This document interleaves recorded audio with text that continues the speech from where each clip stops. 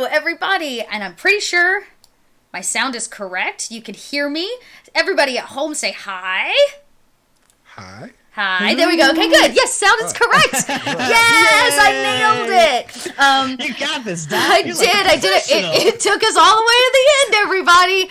No, I'm very glad. Actually, glad and sad at the same time to be here. It is the finale of 2284 Futuristical Flash. We're bringing this little teenage space opera to a close, and tonight's going to be a really interesting one. One because we're missing a player, unfortunately. Marcus was unable to join us, but don't fret. Good boy Pierce got a whole 45-minute side journey, all on their own. You get to see it after today's game. So we'll do 2 hours like we usually do for Futuristical Flash, our live after show, and then we will pan right into this kind of fun little cherry on our futuristical ice cream, okay? So I'm very, very excited to be here. We're also going to be doing a giveaway, so the giveaway starts now. In chat, as long as you are here, you can type !TEEN, T-E-E-N, as in, these are teens in space! And when you do, it'll enter you for the giveaway at the end of today's session, right before we go into the live show, or the live after show, we'll draw a name. And I have a beautiful, brand spanking new, hard copy of Teens in Space to give away to one of you. I am headed to the post office tomorrow morning. That means this goes in the mail to you tomorrow morning if you win, as long as you get back to me tonight. I will reach out as soon as it's over with to grab your information. So many fun things. So much stuff. So, okay, that's business. That's so much business. Let's go around. I want to hear from this amazing crew, because of course we were off last week.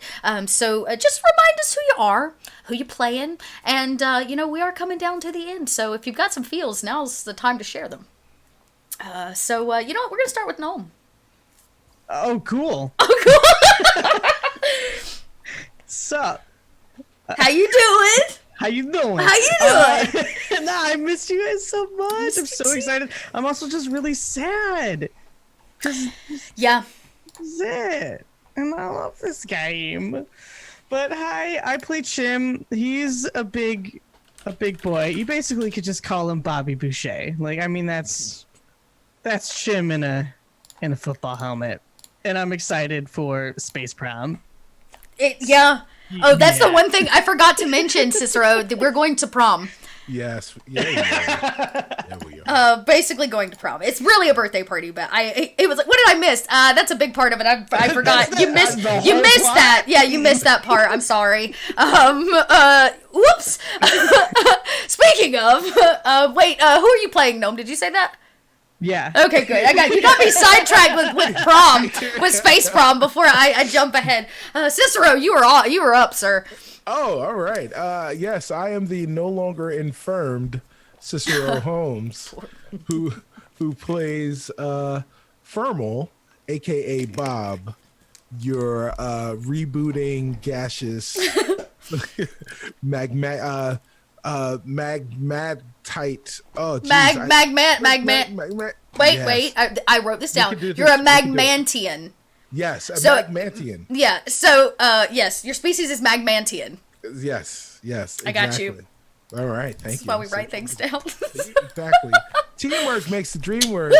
Yeah, and I'm sorry I missed an episode, and then I came back because I had the flu. Yeah, it was bad. And then I came back and everybody was gone, and now we're back, and then we're gonna be gone. Oh. I know. But there's always room for more. There is. There's always room for more. There is. Well, we got to leave them one and more. That's right. Stanza them. Sure. Leave them one thing more. Store ran out of you. Awesome. Victoria. Hi, I'm Victoria, and I am playing Caspia, who is a sentient body of water in an android suit. They are really conflicted right now, mainly because of what happened in the last session with Pierce, because that's huge. That's major. And it wasn't their choice to make. That was something Pierce had to make for themselves. But Caspia thinks that was a very bad idea. And yeah, this is actually, she's kind of upset. They're upset that this has happened.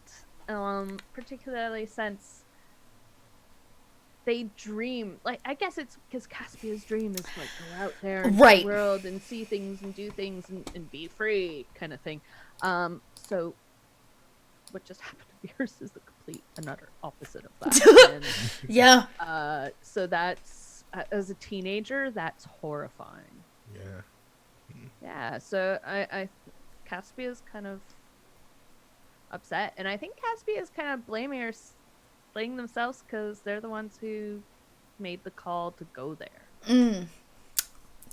Yeah, I guess that's technically true. Interesting. Well, the fields are on tonight for Teens in Space. For those of you at home that missed our last episode, it was a homebound one. Pierce, we visited the home planet of the Herbaceans, and we met Pierce's family out of necessity. The vessel was attacked.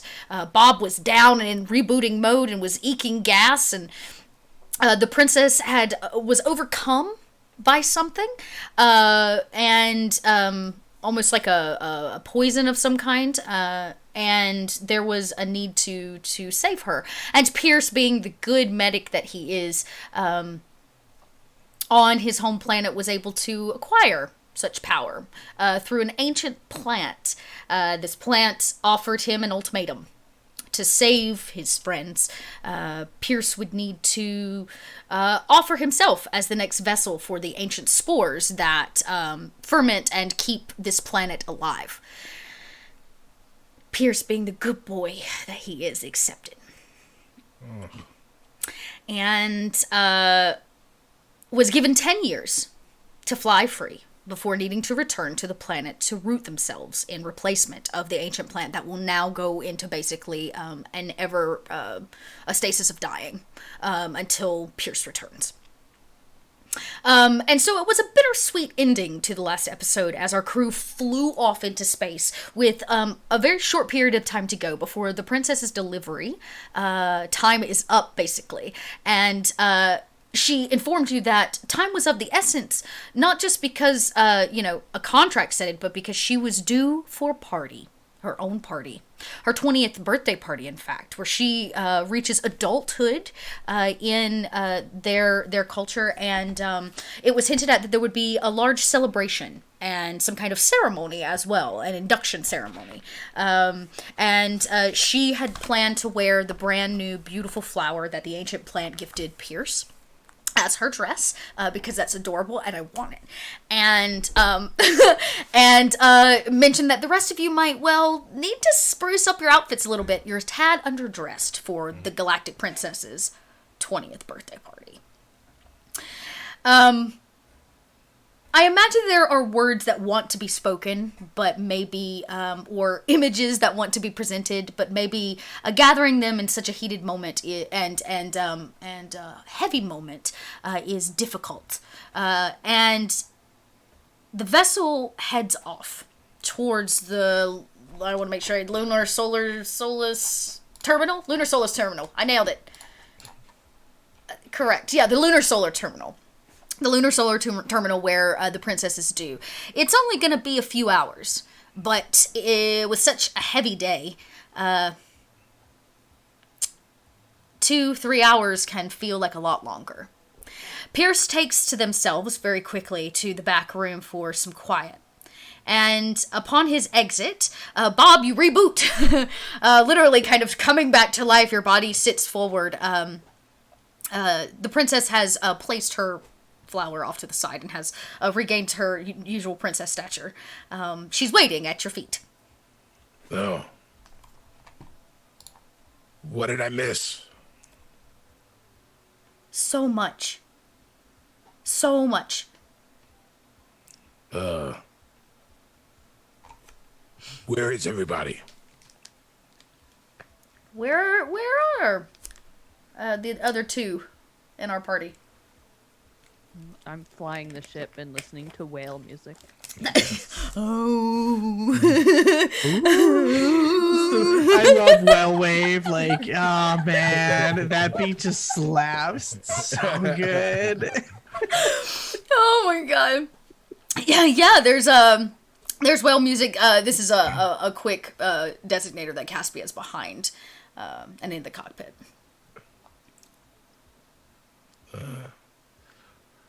Well, what did I miss? Don't keep me in suspense. Well, Jim? Well, I mean, like there was like some spirit thing that kind of like went inside the princess for like a moment, and then like, That's not like it sounds. well, yeah, I mean, but that's what happened, and it was like pretty angry, but then I think it was kind of like a little bit lonely, like it needs some pruning, and then I think Pierce got married or something. I don't. I'm kind of actually a little mad at Pierce because like he kind of like just threw away his whole dang future because now he's got to go and like have a baby or something and take care of his village or something. No. I didn't quite get it. The princess says none of that is true. That is not. That is. You're having a baby with Pierce? No. She's like, no. Pierce is now the host of an ancient spore, like a plant spore. Yeah, I mean that's exactly what I said. He's a spost. He is supposed of the most, and and God damn it! I'm an adult. I can handle this. And he says, yeah. And he has to go back to his planet in 10 years to be there forever until he has to spore somebody else and die off. Have a baby, have and all that. That's what I said.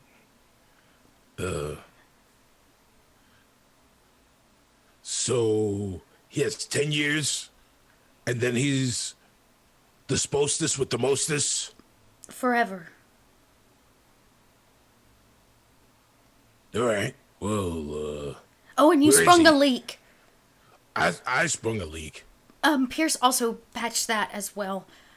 Oh, yeah. Oh. There's a Band-Aid and some tape, basically. Right. Yeah. I think the Band-Aid has like a picture of Pierce on it. So and I'm looking at it. Yeah. Actually, pretty good job. So now we're going to a party. No.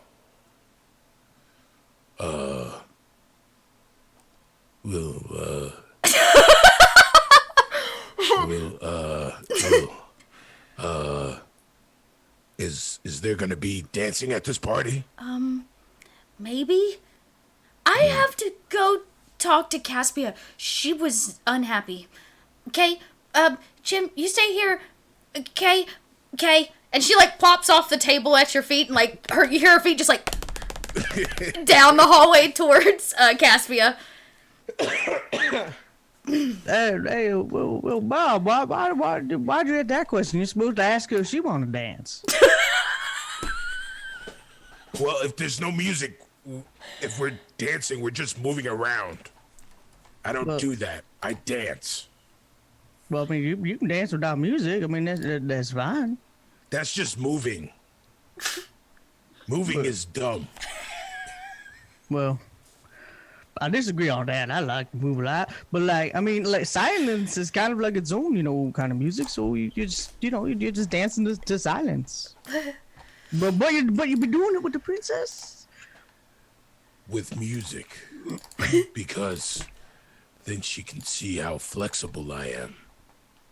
And then you just Um, hear, I'm gonna get let music play right now. If you need music, I mean, we just get Caspia. She got some good jams. You might say she got them space jams. This episode is ridiculous.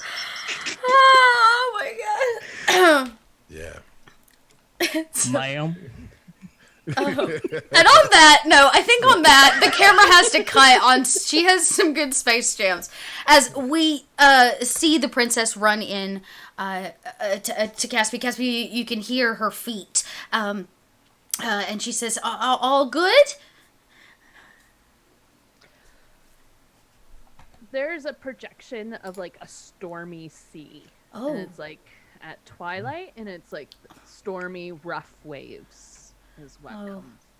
You're not happy about what Pierce did.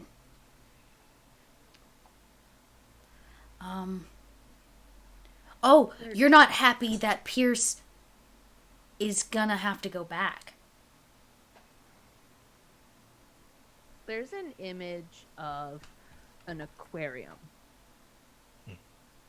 And it's in a kid's room.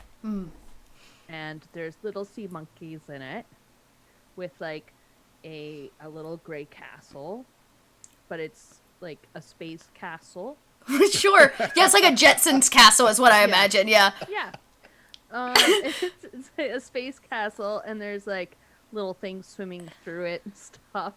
And then you can see it kind of like flash a bit. And then just like quiet and a feeling and sense of like loneliness. She goes, oh, you didn't come from the main planet. You were a tank. Oh, so no wonder you like space. She says, I've had a thought about Pierce. It's a big one, and but it might help him. There's a picture of an ear. It appeared. She goes, in. have you ever been to the Lunisolar Terminal? And there's everything. Then there's like images of diagrams. yeah. She goes, Stations yes, kept in there. it's large and full of, it's full of everything, including some secret things that most people don't know about, like a giant botanical gardens. So I look up giant botanical garden. yeah, there are a Lunisolar few. Terminal. Yeah, this one is used mostly as a research facility, so it's not a public, it's not a proper gardens in that terms. It's more of a housing facility. There is a lot of stuff that you're unable to access publicly. Like, it just kind of says that there is in fact a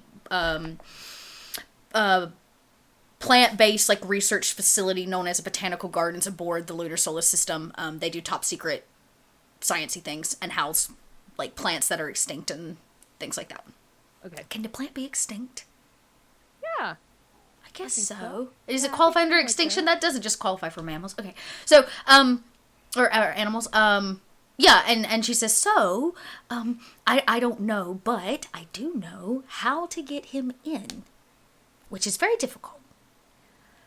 But I don't know that everybody's gonna like it.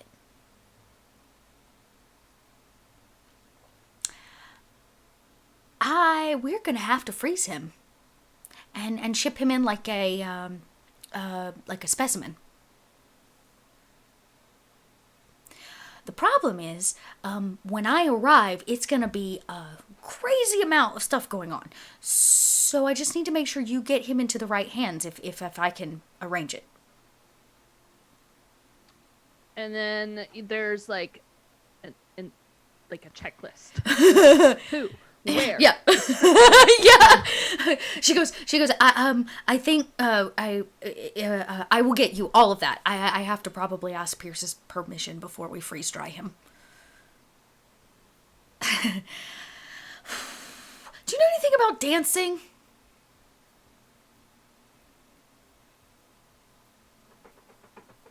I look up dancing videos, like how-tos. Oh. Yeah, I was looking. It's okay. Don't worry about it. Princesses don't dance, right? And she I like. picture a image like of a picture of like a princess dancing, because all princesses dance and go to balls. Right, she'll be like, "Okay, bye," and you hear like the feet again as she like runs down. I would think Bob and Jim, you hear her like run past, and she goes, "I can't stop. I have to talk to Pierce."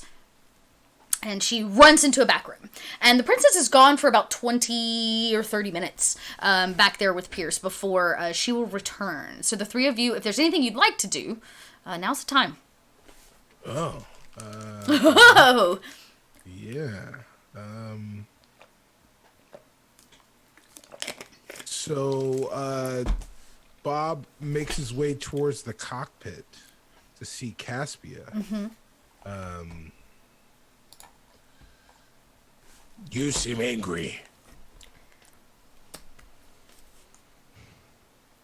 There is an image of a stormy sea, but it looks like it's near the tail end. You can see the storm clouds like going Starting to further away. dissipate. Yeah, Oh. into the distance. And then you see an image of a checklist. Oh. Well, it's good that you're getting over it. There is work to do. And Yeah. I picture an image of a shady looking person in a trench coat tippy toeing around. Oh. With like Pierce on a gurney and going into a building that has lots of plants. Oh. Yeah, Pierce can't go to the greenhouse hospital. That's no good.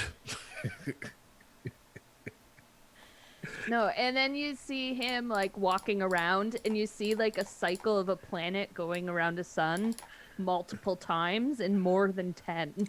Oh. Well, if he wants to stay here forever, he can. It's his life. Or not a life. It's actually a terrible life. We've got to stop him. Yeah, we've got to stop him. Terrible life.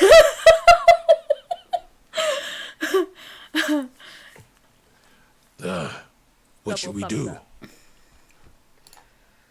thumbs and then I picture the princess and Pierce talking with a thumbs up from Pierce.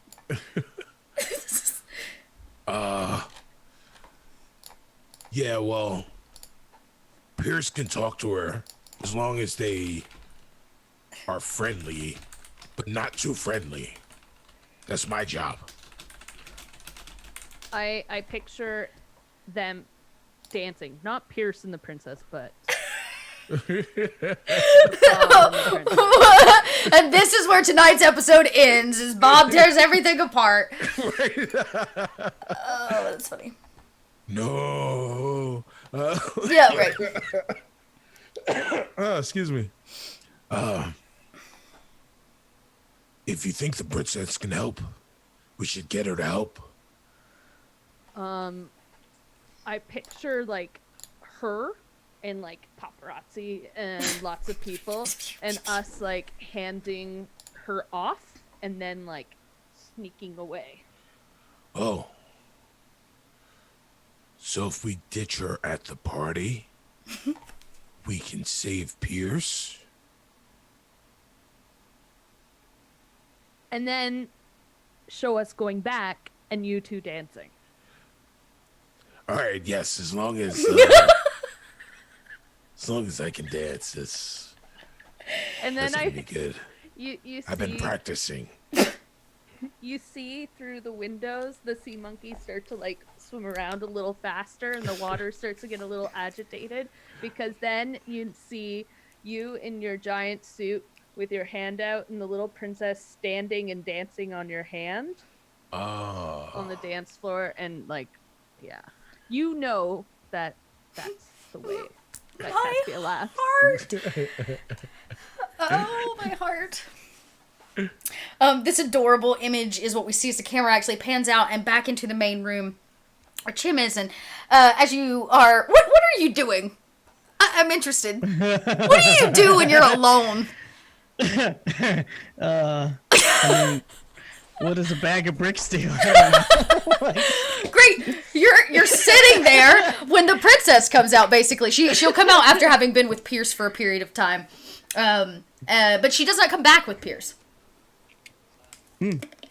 She says, "I need your help with something." Well, I mean, we were supposed to help you with whatever you need. So what's up?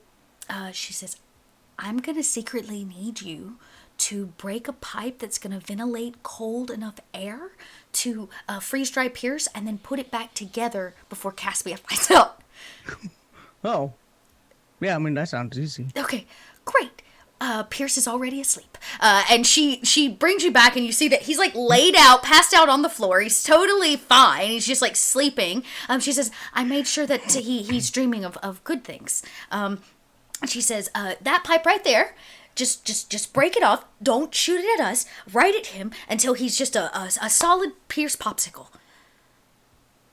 One Pierce popsicle coming up. He's just gonna go ahead and just like crack the pipe. And it was like, it's blowing some kind of. Aim it right at him. It's kind of white. It probably is very similar to what we would imagine a fire hydrant. It's like it freezes Pierce to the floor. He very quickly becomes a layer of ice and freezes over. She goes, "Okay, that's good. Oh. Can put it back." Imagine her hands over the end. Yeah, he's stopping it. She goes, "No, you may want to you can fix it, right?" Well, I mean, yeah. Hang on a second. Like, I think he's gonna go ahead and let it go when it's it's just flying everywhere, right? The princess, And I think can he just bend the two pipes together like very like Bugs Bunny style? Just ties okay, a big knot in this pipes. is gonna require an actual check. This one does. I let you break it with no problem, but okay. So make we're fixing it. That brawn check. All right, let me see. Let me get a brown check. Boom. Okay, how about that? How about a 7? Okay, it's about just 7? enough. It's not pretty, but it works. I mean, it don't gotta be. It's got kind of style. And the princess goes, "But is it a problem that it's not feeding the?" Oh well, who cares? We're almost there, right? I mean, it'd be fine. The ships got the stuff. It fixes itself sometimes. It's that bioorganic stuff, so Right. Okay. Ship stuff. She says, "Now, can you pick him up?" Like, she points. He's so much bigger than she is. "Now, can you pick him up? And we need to put him on one of the hover pads so that when we arrive, you can deliver him." Oh, okay. What are we delivering him to? Is he like is he a birthday present? Is that what this is? Oh, no. He's going to the doctor. It's like a doctor. Oh. They're gonna despore him. Is my hope. Oh. So he's sick. So that thing he did, he's sick, and I guess he's like kind of like being dumb and slowly piecing it all together. He'll pick up the big cactus popsicle. Yes. How do I explain this? I believe that the reason that this other plant died is not because it got rid of the spores, but because the spores ate away at it. That they are not native to that plant. So if we found the right original plant in which the spores germinated from, and she's kind of like explaining all of this to you, and she's like, then the spores would need to jump from plant to plant as they consume the host body. Does that make sense? Great. Just the popsicle on the board. Bob's gone, but I'm Go ahead and put it on there. And she kind of like she goes, thank you so much, and she kind of hugs your leg, which I imagine looks like she's put her hands around a tree, no doubt. Yeah, just kind of big calves, and she kind of like she just thank you. Right. And about this time, Caspia, you know that you would be getting very close to your next arrival. And you hear the princess. She goes, Jim, can I get a boost to the intercom? I've never used one of these before. Yeah, here. Oh, and like, but he'll go ahead and pick her up. But before, I did you a favor, right? With this, the pipe thing. That's definitely a favor. Could you do me a favor? I can sure try. Great. See, my buddy Firmo Bob, he got those like heart-shaped eyes for you. So I mean, why are they heart-shaped? Well, how many? Are you sure? Are you sure it's a heart? How many valves does it have? But 7.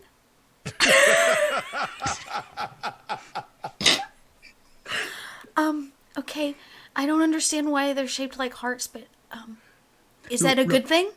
It is the best thing. Let me tell you, because he never makes those eyes for nobody. It's very, very good thing. Okay. So what my favor, what I need you to do, right? I need you to maybe when he gonna ask you to dance, will you dance with him? He's gonna ask me to, but I was gonna ask him to dance. You were gonna ask him to dance? Pierce, stop. I think Tim's like electricity kind of inks out a little bit. He's like so excited. About this time she goes shh.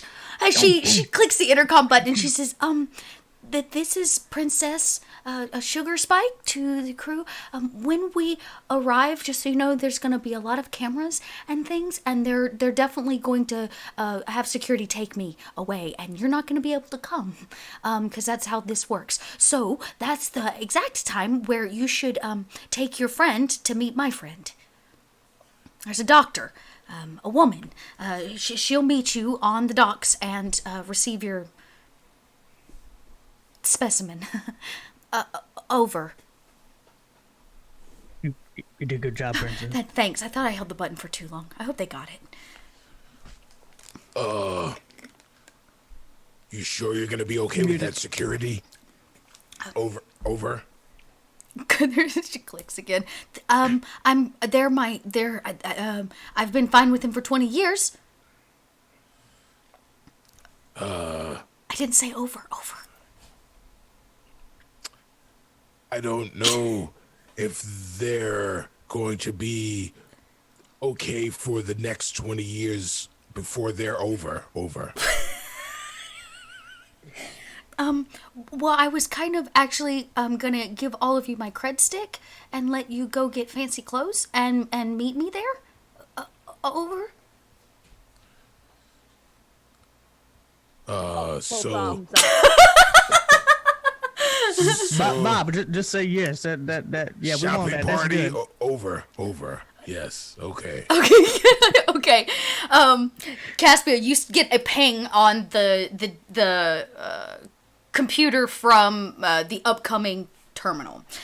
And you see it's actually orbiting another planet, and as it comes around the orbit, it is massive. It's probably the biggest space station you've ever seen in your life. It's kind of got a long cylindrical piece that runs up the top, hundreds and hundreds and hundreds of floors, and around it are a couple like circular rings. And each ring, of course, does different things. And this space station is well known, but not everybody comes here because not everybody can really live the lifestyle. This is where your celebrities live. This is where important things are made. Fashion, art. It is kind of a prize gym, I guess you could say, of this solar system.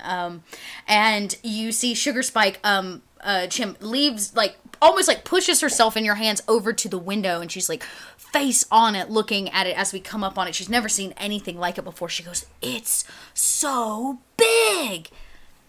Maybe she's still holding the button, and that comes over the intercom. As you are pinged to give your hey, I'm not giving where you are required to give like command codes to get in so that they know where to dock you. And you would have been given all of that. Yep, I start going through the sequences. Click, click, click. You type in what they gave you based on kind of like the dossier or whatever, and you are approved. It flashes big and green across and tells you which docking station to dock into.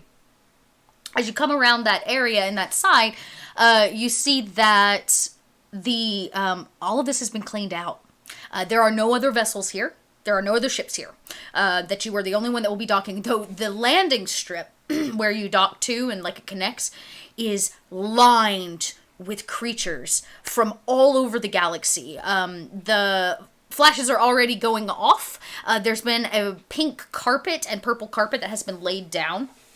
And you can see her father, a group of security, and a doctor standing there in a white lab coat. They may not be what you expect, but they are there.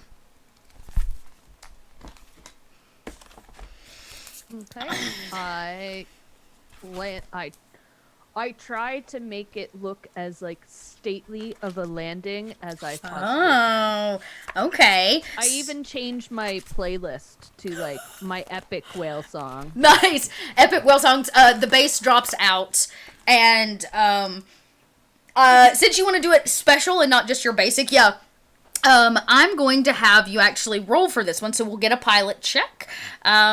Just to see a pilot's flight check. I'm gonna say none of that. You know what? You changed your music for this.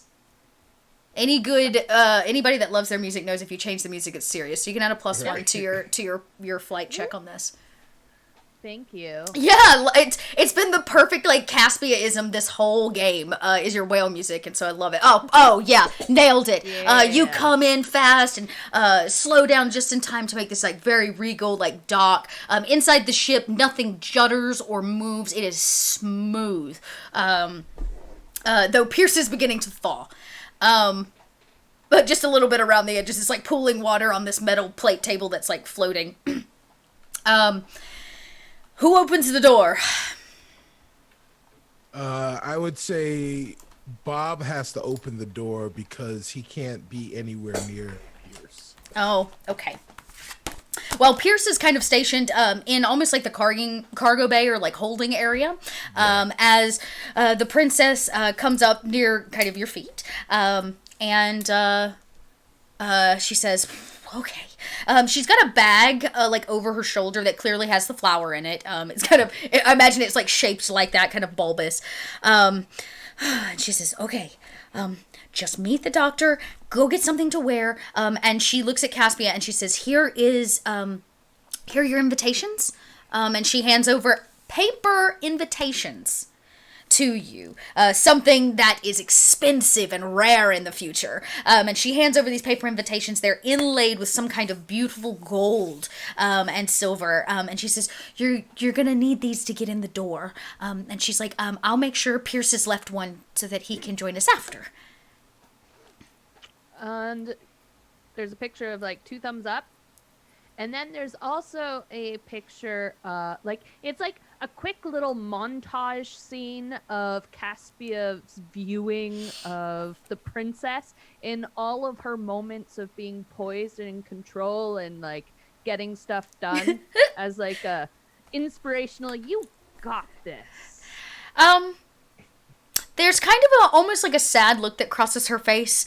She takes that in and she says, thank you. I'm trying really hard. And she goes, Bob, Yes. before you hit that button,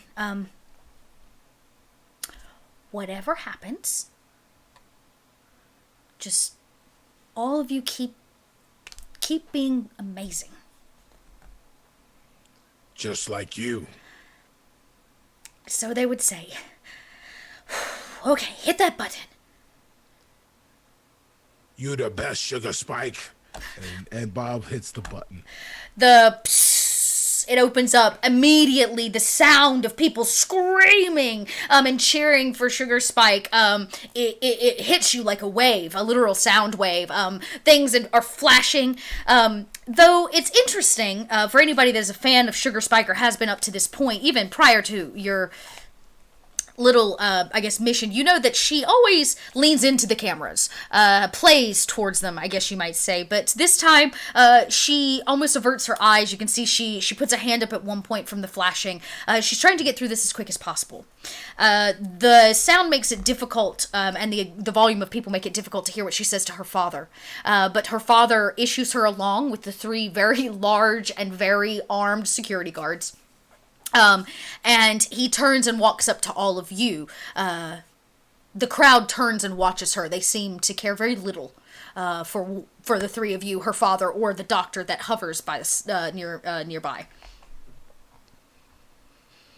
Thank you for the safe arrival of my daughter. I bought her a dress, but she says she already has one. Picture a beautiful flower blooming. Oh, organic. Interesting choice. Kind of vintage. It's just her style. Thank you.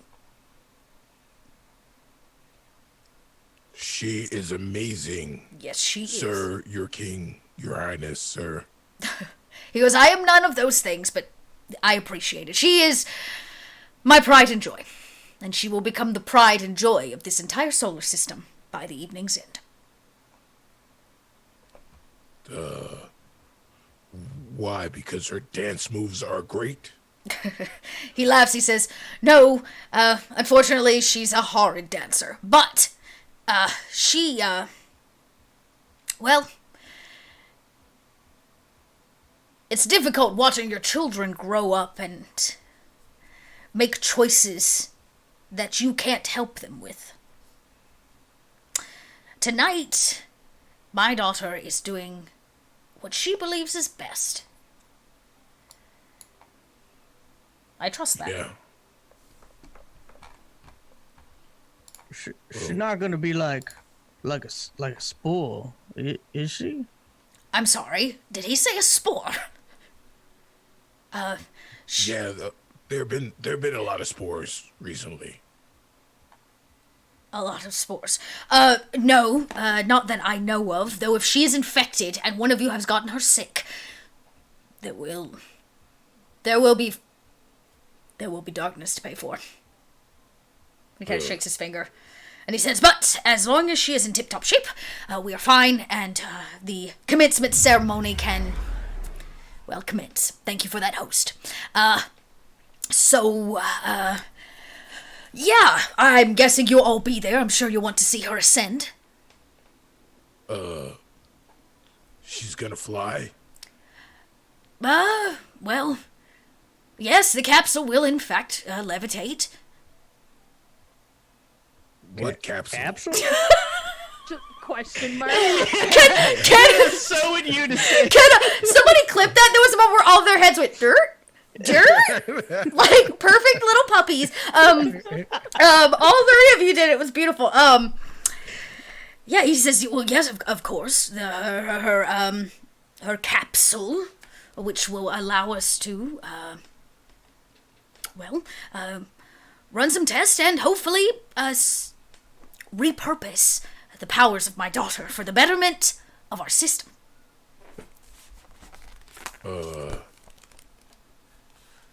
It sounds like you're talking about Sugar Spike like she's a thing. I don't like that.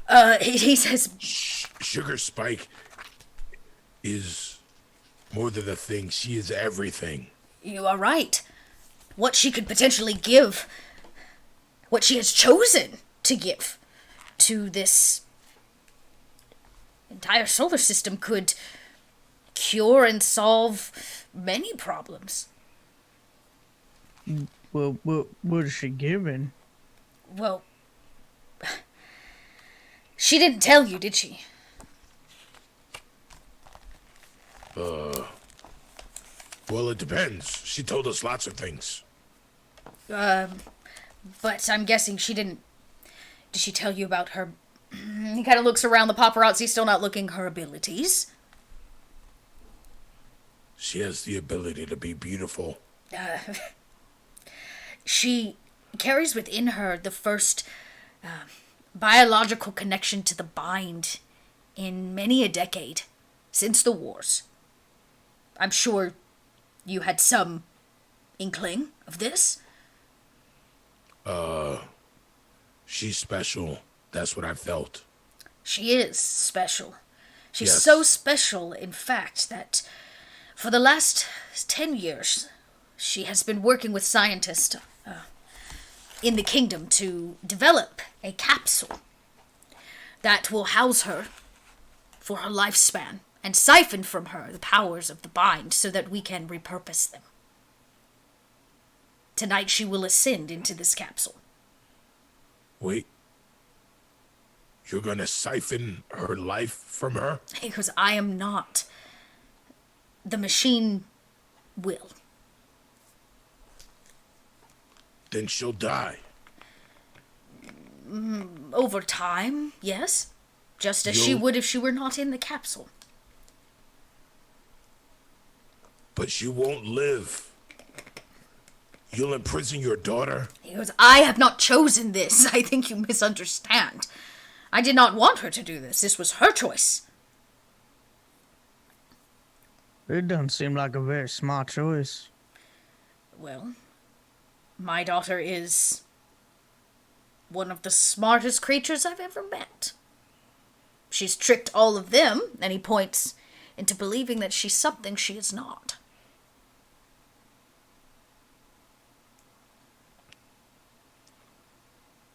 But she can't do this. I just met her. He goes, well, you still have a chance to celebrate with her tonight, just as we all are celebrating with her tonight for her 20th birthday, just as she wanted it.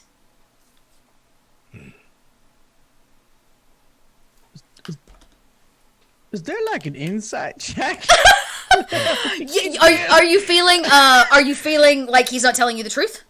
Yeah, like it just it seems very reflective of Pierce's experience. Yeah, I've been And Jim didn't trying. like that. I've been trying to. How does a non-verbal person with telepathy ask the question of who gave her the idea? Oh, interesting. So I guess people whispering in her ear. Yeah. Question Oh, mark? yeah, he says you feel that this is done in you all like her very much, don't you? Yes. When my daughter was born, we knew she had these abilities, and at a very young age she became charming. People loved her, and she loved people. So much that it wasn't long, especially by the time she was talking, that she wanted to help them. She believes that this is the way. There have been no secrets whispered in her ear. There is nothing at foul play here. I am sorry that she felt you did not need to know the truth. That is unlike her.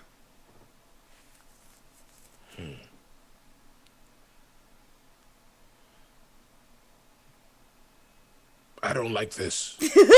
He goes, well, you still have a chance to take it up with her. If you make the party, of course. Well, yes, I don't like this, but I will go and get new clothes and go to the party and talk to Sugar Spike. He says she will be there to speak with all who would like. Yes. Let's get close. He says, wait. And he pulls out of his pocket a cred stick, and he hands it over to Bob. And he says, she said you would need this. Oh, and he points. You realize this doctor, she is, I don't know if you've ever seen a species like this before. She is what is known as an anos. An anos is basically, kind of like a squat mole-like creature, mole rat type creature. She walks on two, and she's rather large, about 4 foot in height, and wears a lab coat.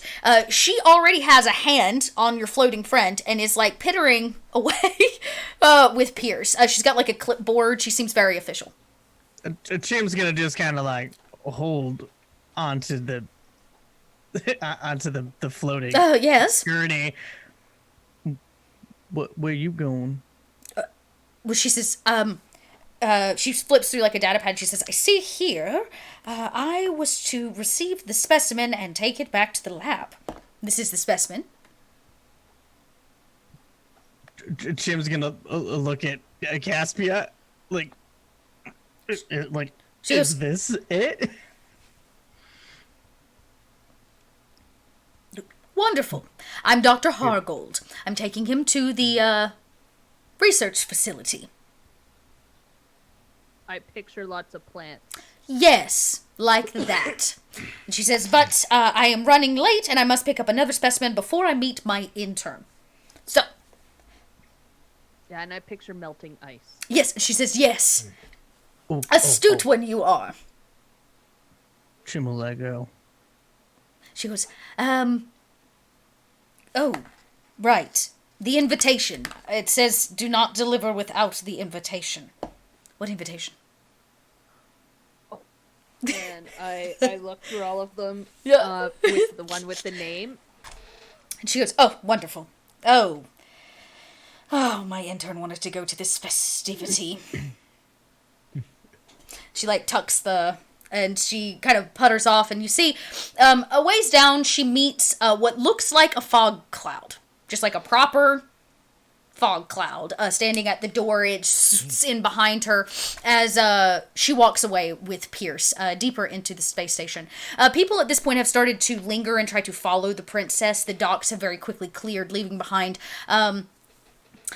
really not a whole lot. Her father, he's now kind of talking in some business, and your vessel has been fully docked and is being refueled.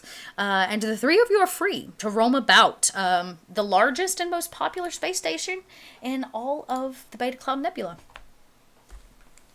I grab my flight jacket so that because it has an inside pocket. Yeah. That I can put our invitations in because I want to keep those on me at all times. Okay.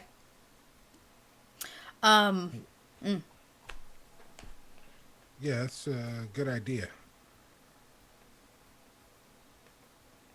And off you go. Space pockets. Yeah, the Sprom. Yeah, I'm trying to think. Is there anything else that we need to get? Yeah, I think Bob's ready to go. Chim. I mean, like, are we like expecting like some trouble or something? Like, cause I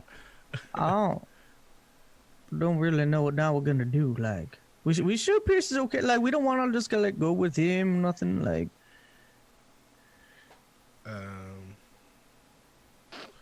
We got to go shopping. Bob's going shopping. There's a very big sign near the hydraulic set of doors in the airtight chamber that you're about to enter that clearly says no weapons. And so you can try all you like, but it is a no weapon zone. Inside of What are you gonna tell me about these guns, though? And that's the joke Chim makes as you walk into the airtight capsule. It pressurizes and opens up into this terminal, and it is a bustle. Immediately, everything is sterile and white. Weird benches like sit out of the walls, and little droids hover around and pick up garbage off of the ground. Everything is kind of lit around the edging with what looks to be like very neon fluorescent kind of lighting that leads you different places, and a voice comes over the intercom that gives instructions based on color codes. Follow the blue line for, follow the purple line for, and it kind of goes through a listing of things over this intercom. There is a HUD, like in front of you, a big HUD screen that says "Welcome, you are here." And gives like basically a mall listing of this massive ass terminal. Is it like a giant holographic thumbtack?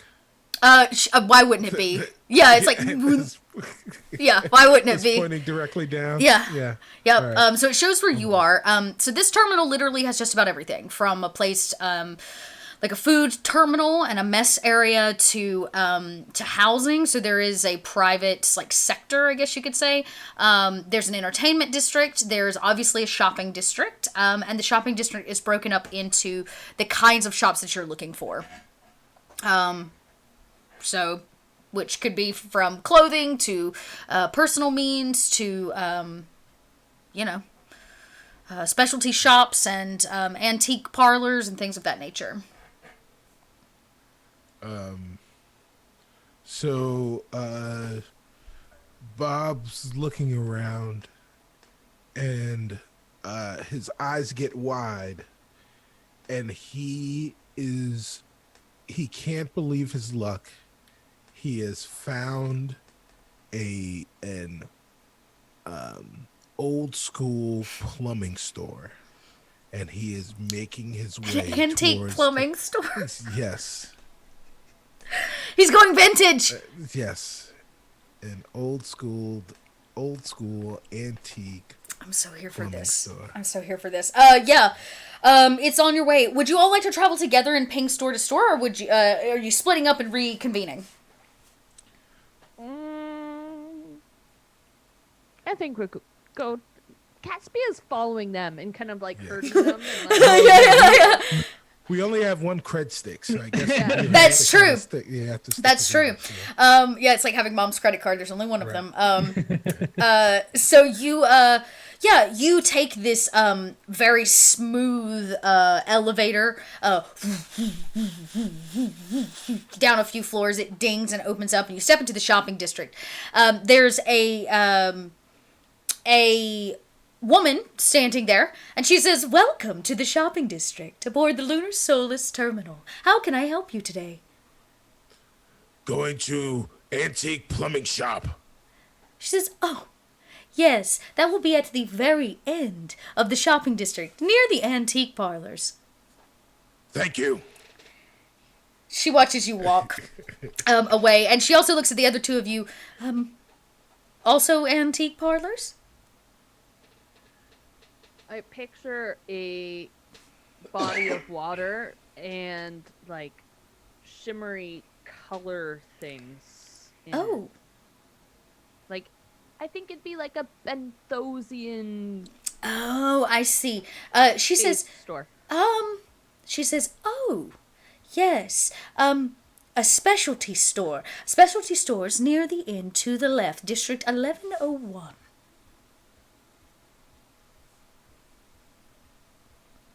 She looks Chim up, down.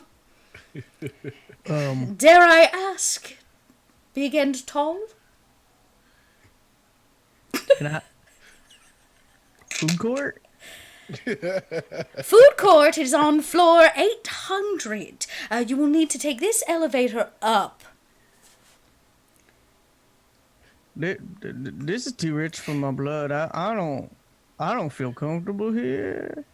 She says, she does not know how to answer that. She says, "Well, I am here for all of your shopping needs. If there is anything else you need, you may want to see customer service." Jim, let's go.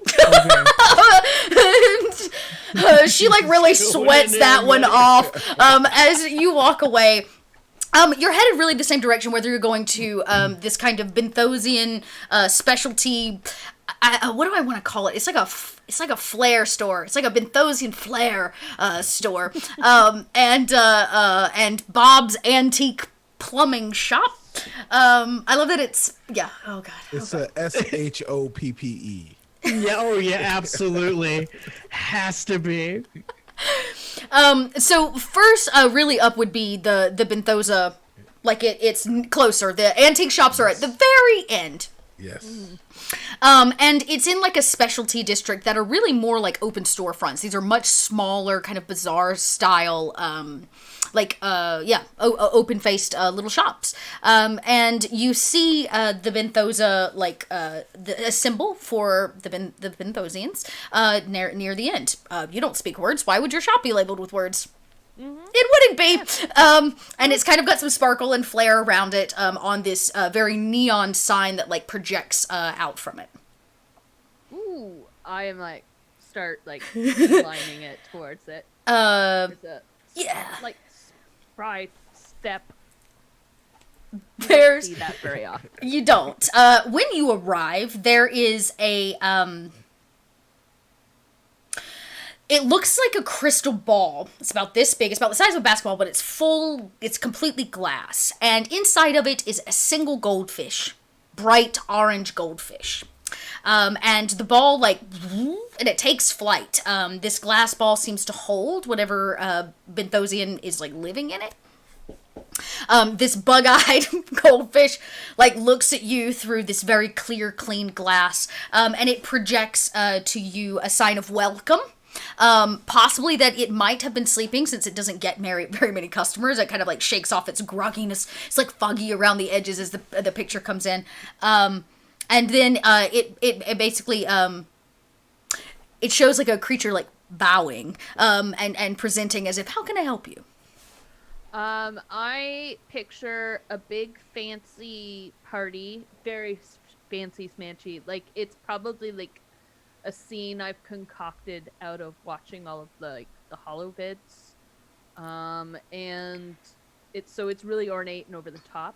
And then like myself, and then like sparkles and colors and weird color changes showing through like my windows. So for Bob and Chim, they're just staring at each other. She walked up to the storefront and they're just this ball's now hovering in there and they're just staring at each other as they're communicating about this. And you do see on the back wall there are a couple various like they almost look like they're liquid containers, kind of like tubes, that like injection tubes that you might put into a suit. And I guess it can't really pick anything up. There is a small creature that comes running from the back. It seems to potentially work and help this Benthosian out. And it's rather small and it almost like marsupial-like, and it kind of climbs this back wall as it grabs small vials off of it and presents them on the counter in front of you, Caspia. The ball says, and kind of goes through it like, this one makes your liquid sparkly for a short period of time. This one makes it fluorescent and UV, so you glow in the dark. Like, this one does this one does this. And it pretty much says it can work up anything that you want. This is what it has pre-mixed. Okay. So I picture like a light shimmer, but also like some like rose gold tones. Oh, around the edging, yeah. Yeah. Yeah. It would go well with my pink suit. You see, because you're in contact with it, you see the owner of the shop give the marsupial a couple commands as the marsupial goes underneath where you can't see and brings a couple things up and uses his little fingers to like unscrew this cap really quickly and set him to the side. He's just like super dexterous and he like bloop bloop bloop and he drips something in this one and he bloop bloop bloop and he drips something in that one until they kind of settle. And you see the one that was already kind of shimmery gets this rose gold tone after a few drops of this and he recaps them and slides them back over and reaches under, this is where it gets disturbing, reaches under the table and he goes, ah! And it sets down a injection gun. Like an empty injection gun. It's just like, poof, on the table. Bob and Chim, you witness all of this. The marsupial comes out. There is some kind of weird non-communication communication. It drips some things into a vial and now is presenting an injection gun. I picture... I picture Bob handing over the credit stick.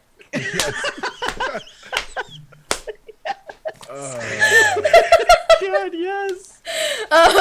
And Bob reluctantly hands it over.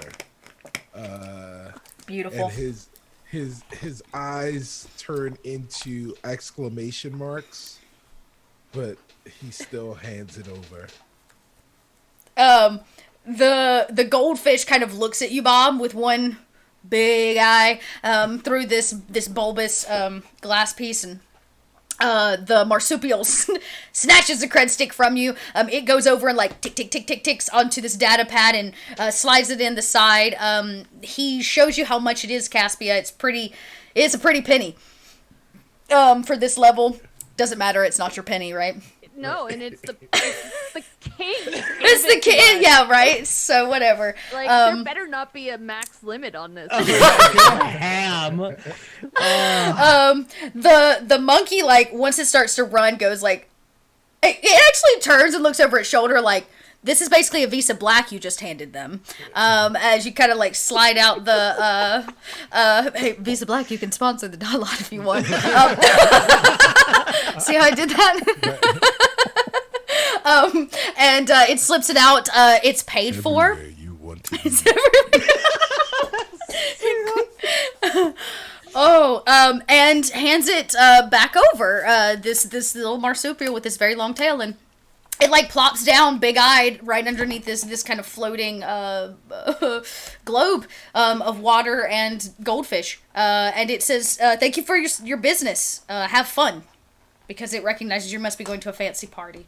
Mm-hmm. And I give that, I guess, that Bethosian image of someone bowing to say thank you. And I look all happy, and I like strut away with your.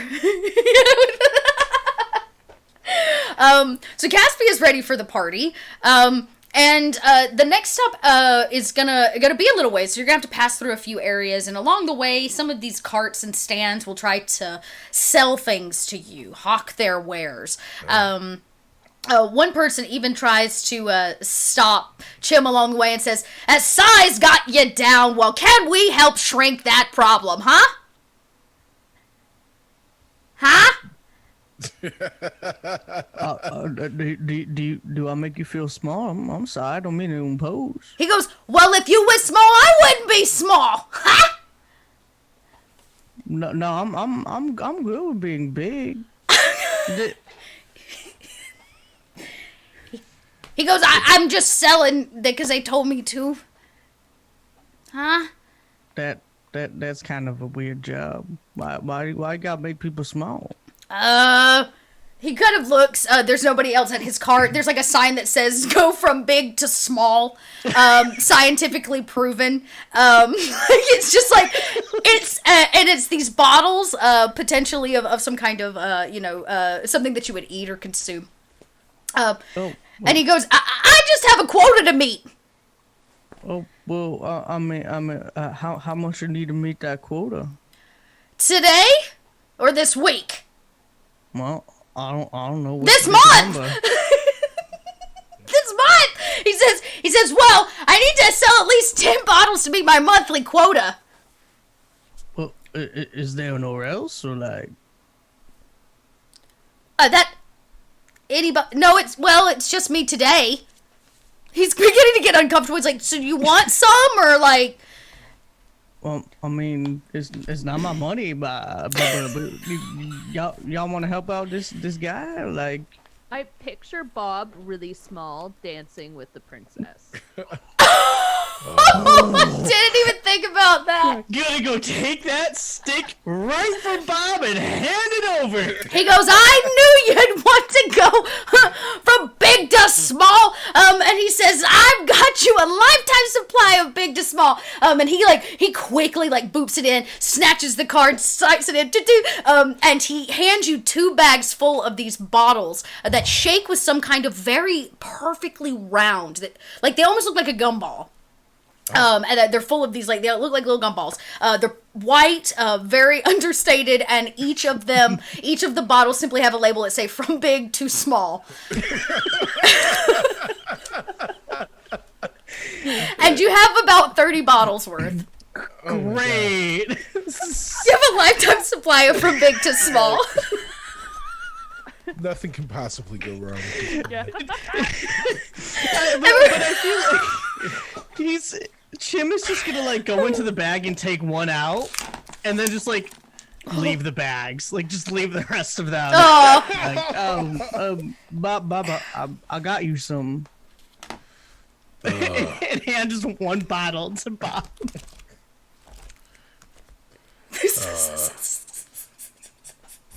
Thank you. I mean, it was Caspi idea. They're so smart. Victoria, don't die. she's already. So, you walk away. You realize now that the guy's met his quota, he don't give a flying, a futuristical fart about it. So he takes his seat on his stool.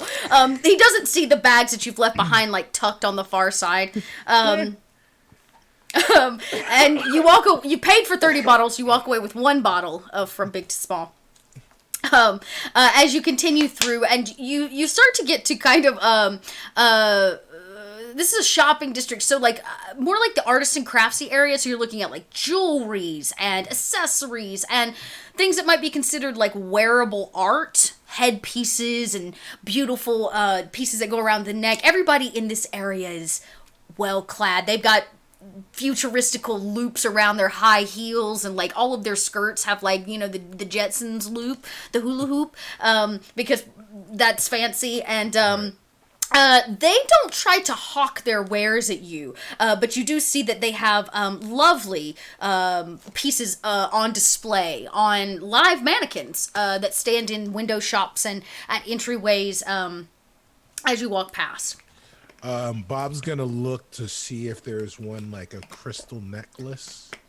Oh, sure. Or like, I guess he would be looking for a crystal necklace for the princess, so it probably would be like a bracelet. A tiny sparkly bracelet. Yes. I would say it doesn't take you too long to find one. Maybe it's like actually being worn by a mannequin that like waves at you as you walk past, and you see this beautiful sparkly necklace or bracelet that will be a necklace on their wrist. You would need to go into the store to purchase such an item. And yeah, so Bob walks to the door. He busts through the door. He points backwards and he says, "I want that." The mannequin almost jumps in the window, almost clutching the bracelet to themselves. As there are two attendants in this space, it is very fancy. All of the jewelry levitates in the air, where usually there would be like countertops and things. Right. It kind of levitates around and has very high price tags on them, projected next to them. And the owner goes, "You mean the 5-star bracelet in the window?" Yeah. Yeah, I want that. She goes, "It would cost a small fortune. I doubt a Magmantian of yourself is capable of wearing such a delicate and prime 5-star item." It's not for me. It's for someone else. "It's for your Magmantia lady. Well, Or Magmanti man." no, it's for someone special. In fact, She's so confused by that. you should want to give it to me. Want to give you one of the highest priced items in my store? No! Yes. Well, have you heard of Sugar Spike? The princess, yes. It has come to my attention she's recently on board. That is correct. This character's getting out of control. There is a party tonight, and this will be my present to her. You plan to give the Galactic Princess this bracelet? Do you really know the princess? What do you think? No! Well, you think wrong. She goes, I don't care if you know the princess or not. As long as you can pay the price tag, you can have it. I pull out one of the invitations. Oh, nice. Yes. So, you are attending her party? Me too! Well, wouldn't you love to see her wear your bracelet? Please, lower your voice, of course, of course. It still comes down to the price. You can pay for it, yes? Yes. Or you could give it to us and say that it came from you in your shop, and everyone should shop at your shop. You're telling me that the princess will do sponsorship placement on the podium tonight for my shop? Shh. Yes. Wonderful, roll a charm check. Because I don't know if I believe you.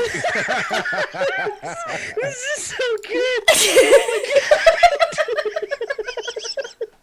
Dad, I need you to just do.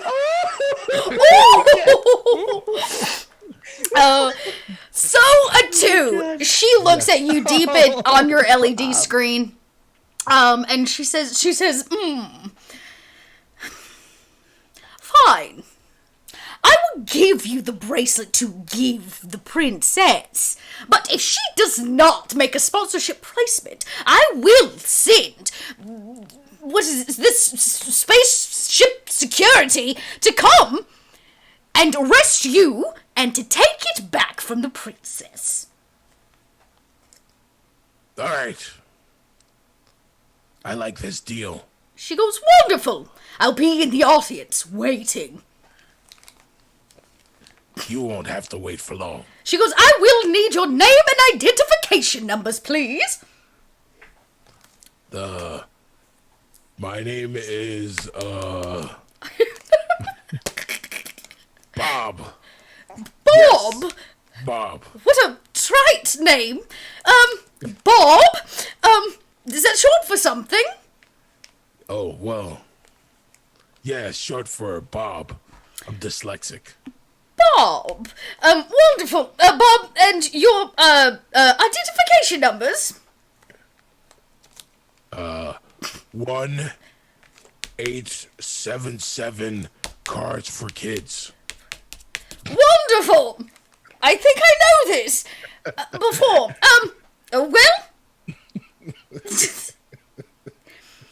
She goes, the bracelet is yours. And she kind of gestures for the model to step off of the window display, and the model very delicately takes it off, and you see, as she takes it off, that it's not really until it comes off their wrist that you see it is actually a set of small burning stones that have been encapsulated, small dying stars, literally, pieces of stars that create this beautiful bracelet. Oh, man. What an eye Bob has. I know. Nailed it. And you are able, she boxes it for you, and puts it in a ribbon on it, slaps a branded sticker on the bottom, because all good gift wrapping has a branded sticker, and a tag that very clearly denotes the shop. And she says, "Now, anything else?" No, that is enough. She's going to love it and dance with me. Wonderful! Yes. She waves, well, have fun! She'll see you there, dancing with the princess. Yeah. Clutch your pearls when you see us. Ha ha ha ha ha ha ha ha ha. And he then walks out of You walk out. She security! As she turns to make sure they're available tonight to escort her to this party. And you continue your walk through this kind of luxury, handcrafted district. And finally, you start coming into the back end of the shopping district. Here are where the mom and pop shops are. Here are where you're gonna find just horrible carts selling used items, junk from space, and you see it in the back corner. The sign is actually not an LED or a HUD screen. It is a giant pipe that has been jammed into the wall, and out from it hangs a proper sign that is, for all of us, you may not know it, but it is a used toilet seat, is what dangles. It has a sign written on it. Nice. It says plumbing shoppy. Yes. We're here. Oh. She's gonna be so happy. So Bob, he picks up his pace even, and it's almost like even though he's in this suit, it's almost like he is floating, gliding towards the doorway to the Yeo Plumbing Shoppy. The door handle is a bent piece of rusted pipe, and it seems rather thematic as you swing it open. There is this is fun. There is a set of tubing. You have seen something of this before, that runs up and down and along the walls. It's not a half pipe, though. It's a proper, tubing. And it wiggles and jiggles up and down the walls as if just a bad Mario set. And they connect in places, and you can hear water through it. So Bob turns around, he looks at Caspia, and you see his face wink. Well, he tilts his bulbous head towards the piping, and then you see his eye wink at Caspia.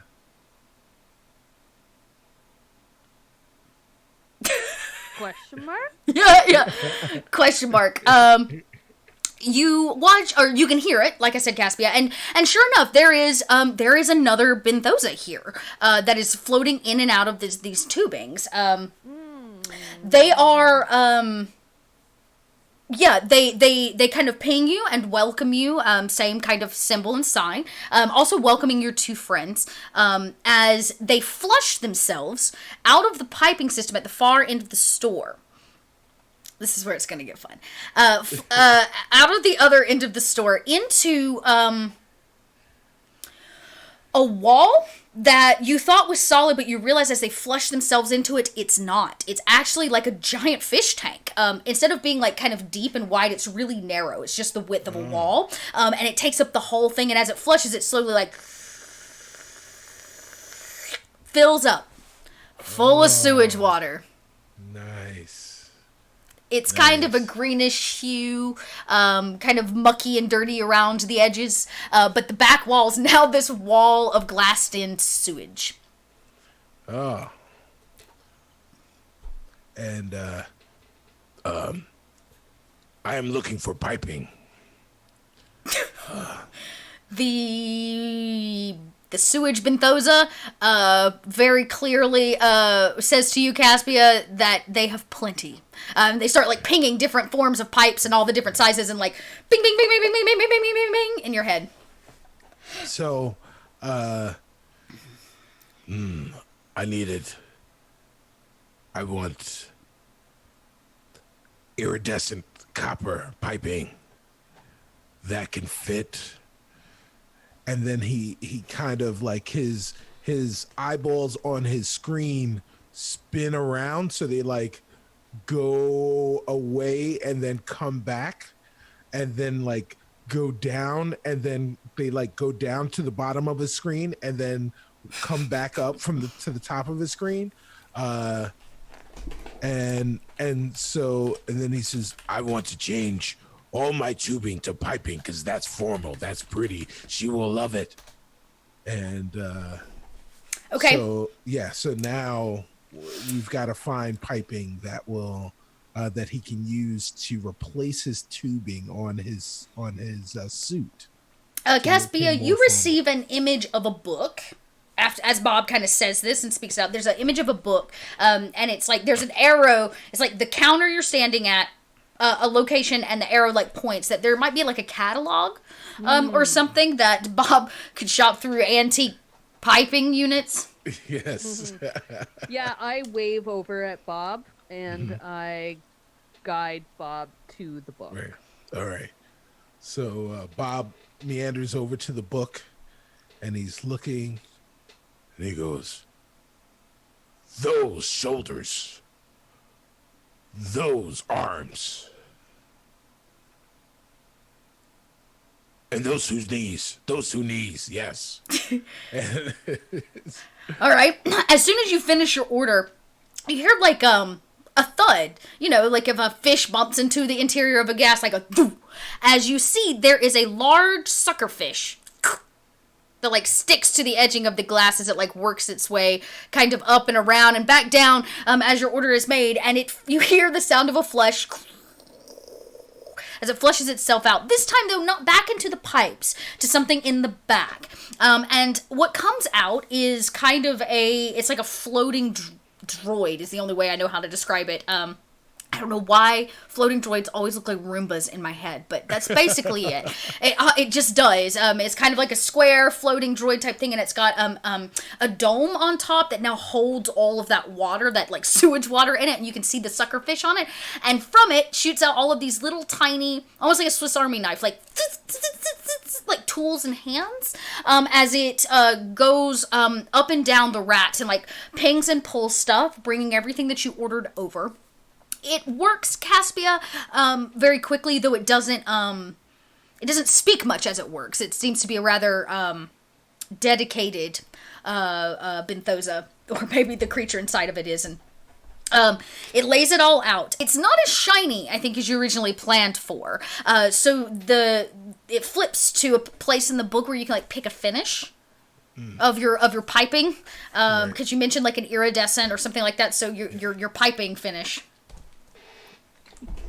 So, so Bob points at something so he knows that the princess is going to be wearing a flower. Blue. A blue flower. But so what he wants is something that will shine, when the light shines on it, it will shine blue like the flower, but also multiple colors. Oh, interesting. Okay. You find when you think, based on the book sample of this finish, is kind of almost like oil slick, is what it looks like. So it's like midnight, and then it kind of changes in the light. The shopkeep introduces himself to you, Caspia, showing you, it's basically an image of the fish. It kind of just like floats there. It doesn't really have a name because it's Benthosa, but it shows, and it kind of it has a hat on. It like takes its hat off and tips it to you for the business, and kind of rings it all up. It says that it will take some time. Shows like a clock. That the polishing process and the finishing process is gonna take about an hour. That Bob will need to return. Oh, okay. All right, then I want one more thing. And Bob sees two small pipes. One is shorter than the other, and then he takes the two pipes and he puts them on top of each other, so it looks like a lowercase t. He's trying to make a pipe tie. It flips to a new section in the book where it's almost like I imagine it like balloon art, where it like twists and turns and like shapes and sculpts, but it's all out of pipe. There's a few samples. It's probably poorly made, like a tattoo book where it's like clipped and been placed in. But he kind of points to one that looks like a bow tie. Yes. Perfect. He adds that to the ring up and, of course, takes the cred stick and rings you all up and gives you kind of the countdown. And you see, he actually has a timer on the wall, and he beep-boops. Good customer service. Beep-boops the timer, and 1 hour starts, and he immediately begins working. You hear his, like, as he passes by you and picks up all the stuff and runs to the back, and the clanging and the tapping and the grinding and the buffing of metal begins. This guy's really good. Jim wants to eat. Let's go eat. Seems like the perfect opportunity to head to the food court. And up you go. You arrive in no time. There's literally anything and everything you could possibly imagine in this futuristical, like, mess hall. From, like, water-dropped pills turning into steak dinners to, like, you know, fresh cooked food. Cool. I think Jim's gonna go beeline straight to, like, some, like, soda pop shop. You know, It's a whole make your own like soda old school pop malt type. Yep, You know, it's a thing. make your own malt shop. Yeah. It's called Malted Up.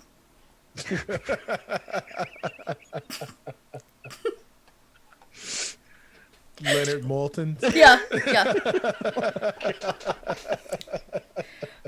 Malted Up. We malt better. It's a tagline. So good. And there's all these valves on the wall, and I imagine it's like a yogurt shop for malts. Perfect. You do have to pay by the pound though. So I carry a lot of pounds. I mean, like if I just do this, like how much that gonna cost? the malting pot. You're killing me, chat. You're killing me. The malting pot is so good. So brilliant. No, I mean, I think while he's there, obviously getting some refreshments because Chim is constantly eating to sustain energy. I feel like there's like a mannequin or something that kind of like had that old timey, you know, shot. You know, it's got like the cute little like hat and got like a little bow tie and the suspenders on. I think while eating, like Chim just has no regard for anything ever. And that costs money. It just like walks over to it and just like plucks the bow tie off and like yoinks off the suspenders. It's being worn by a hologram, like a holographic, like non-gender specific anime child that serves in this malt shop. Big eyes, right? Pleated pants, striped vest, striped hat, matching red bow tie. I don't know why the hologram wears real clothes, but it does. But it does. fine. And Chim takes it all. The hologram, because it's a hologram, tries to cover itself, which is ridiculous because it just automatically blurs as you take everything. Pixelated. Yeah, it's auto pixelated. It's The Sims, basically. Yeah, exactly. It's like The Sims. Because this is a fancy place, and it's like a red bow tie. There's a red and white striped vest and Should a have brought hat. my red one.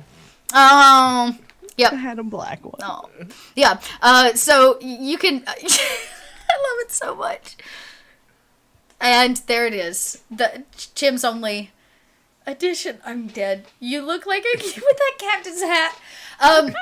So, you finish your malt and make your way back. Bob's able to collect your bits and pieces. He even helps, like, fit them and put them on you. But you realize you've passed by a few hours, and it's getting rather close to time. And if you want to talk to the princess before the event begins, you should do it rather quickly.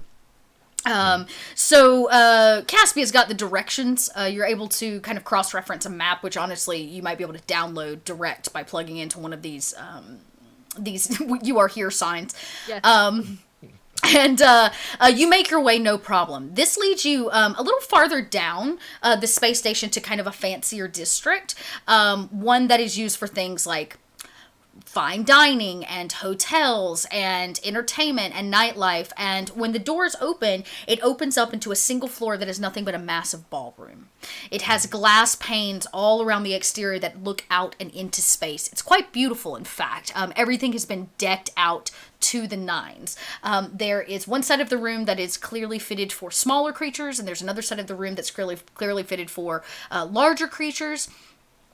There is a band currently setting up. There's some security walking around, checking under tables and doing the nines. And there's a stage that has been set up with a clear podium that has like blue trimming on it, blue LED trimming. And in the sky, above your heads, smack dab in the middle of the room, is what you can only imagine to be the capsule It's a blue, kind of rather large, what might be considered about the size of an escape pod for about 2 people. It's completely clear. You can see through it. It's kind of frosted, but clear nonetheless. It dangles in the center above your heads, and directly below it is a very large fountain. It currently has no water in it. Currently. Do we see Sugar Spike? You do not currently see Sugar Spike. You see her father and her mother and her 2 sisters. Lord, I can't remember their names. That was a long time ago. And I bet I wrote those down, though. But I think I put them on. They started with Q's. Yes. They did. It was Quill. I wrote these down. I feel like I do think I wrote it. Quincy, did. Quirth, Quack. Quincy, Quirth, and Quack. And Quilithia is the princess. And yes, Quilithia is the princess. The only note I've yes. taken all game. Well, it has served That's it. its purpose, Gnome. Yes, Thank it you. came in I am handy. done here. Still no. The king's name is Coral. Yes. I did note that one. I So wrote that. that's good because you might be the person you're talking to again. So you see the families there. They're like last minute doing things, setting stuff up. Their chairs are very clearly aligned on the stage, along with like a separate chair of somebody that may be like a presenter, and then the very large chair that the princess is clearly going to be sitting in. They've decked it out. It looks kind of like a throne. Beautiful flowers and whatnot. No sign of Pierce Oh. yet. So Bob goes to the king and says, Where's your daughter? She is currently in her dressing room getting ready. Oh, I have something for her so that her outfit will not be complete without it. Well, I have to say, an ancient flower is quite a fashion statement. I feel like it looks nice on her already, but if you feel like you want to go... if you would like to go tell her how she looks, I encourage you to do so. And he gestures to a small door that clearly leads, like, backstage, like, to a back area. Off the ballroom. Catering's on the opposite side, and there are 2 security officers outside the door. It's how you know that that she's definitely back there. okay. Off you go. Yeah, well, before I go, he looks and he says, Where is our friend Pierce? The last I saw him, he was frozen on a slab. I suspect that he went where he was supposed to go, which was to the, botanical gardens. There's no telling when he will return, especially if he went in as a specimen. all right, so Bob turns and he looks at Caspia and he looks at Chim. He sits for a second, contemplates, and then he walks right towards the security guards, towards the back store. Thank you for that donation there, Unmade. We appreciate it. Okay, yeah, so you walk towards the door. You see her father gestures for the security officers to let all 3 of you through, and you go down a very kind of small hallway that leads you to a series of doors, which look to be like dressing rooms and spaces to get ready. All right. There's one clearly marked. It has her name, big and bold. There are flowers lining all along the hallway leading up to it. There's no question which is her room. So Bob knocks on the door. There's a meep from inside as the princess goes, who is it? It's Fermal Bob. Bob Fermal. Oh, it's all of you. And you can hear the like little feet as they come over, and like there's like as the door clicks open and swings open. She's hanging from the handle.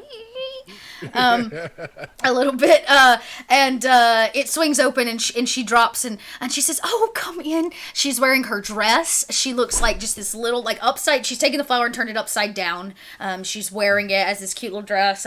Her spikes have been sugared backwards, and they've been kind of dyed at the end to match Yeah, and she looks rather nervous. There are lots of flowers and offerings and gifts like around. There's even a few extra dresses laid out. Somebody probably tried to convince her at one point to change into something else. And she says, "Go close the door." Bob is kind of frozen in place, and he's just mesmerized. There's like musical notes instead of his eyes. She goes, "Is everything okay? Is he broken again? Does he need a reboot?" Chim's gonna kind of just like elbow Bob and buddy, come on, get in the game. His eyes bug out for a second. He goes, You heavenly looking. You look heavenly. Oh, thank you. An ancient flower gave me this. Yes. And I need to give you this. Oh. and he hands her his gift. I got this from Pearl Clutchers. That woman's kind of crazy. Well, yes. She comes to my father's holiday party every year. This is beautiful, like you. Oh. And she kind of uses her little hands to untie it and pops it open. Yes. There are stars that shine bright, but even around your neck, nothing shines as brightly as you. Oh, it's beautiful. She holds the necklace or bracelet up, which looks like a necklace, and she says, I can't, can you put it on? She spins around, her little dress twirls. She's so cute. And yeah, so Bob is now trying to get the clasp together. And then he seeps out just a little of the gas, and he gets a little dense, and he's able to clasp it yeah, together, okay. And then he gets back. I was about to say I could force you to make a check, but it's not too hard to clasp it. Well, I mean, I could definitely make a check. I think it would be a flight check. It's a dexterity-based little thing. Can you do it? Because this is a tiny bracelet in your hands. Oh! I cannot. You try, and she kind of goes, "Is it done yet?" Yeah. I picture his really giant fingers. Oh no! To the princess. She goes, are you sure? Should I do it? Try again, Bob.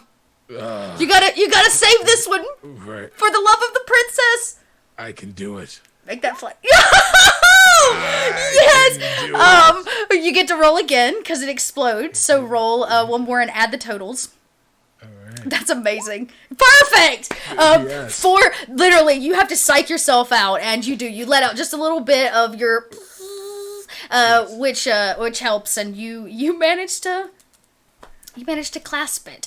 And she goes, "Oh, I thought maybe it was too small for my neck." No. My hands were too big for the clasp. And she goes, "How does it look?" She kind of holds her little hedgehog arms out. It's amazing. Just please tell Pearl Clutcher that she can clutch her pearls with this, because you look amazing. Oh, thank you. And she almost like digs her little foot, you can't see it, into the ground and kind of bows her head, and she says, "So, I'm nervous." Well, yes. Your father, the king, said you're going away. I'm not going away. I'm just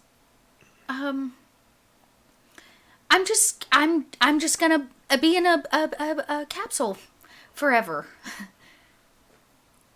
But if you're in a capsule, you'll be alone. Well, not really. I'll be connected to everyone that uses the bind. But what about me? You you can come use the bind. Oh, you mean like, oh. I don't know what to say. I wasn't supposed to be like this. You're just supposed to deliver me to come.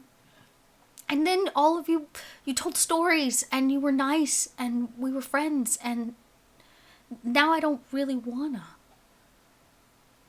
Then don't. But how am I supposed to tell everybody that? They're expecting me to be the next battery source for the bind.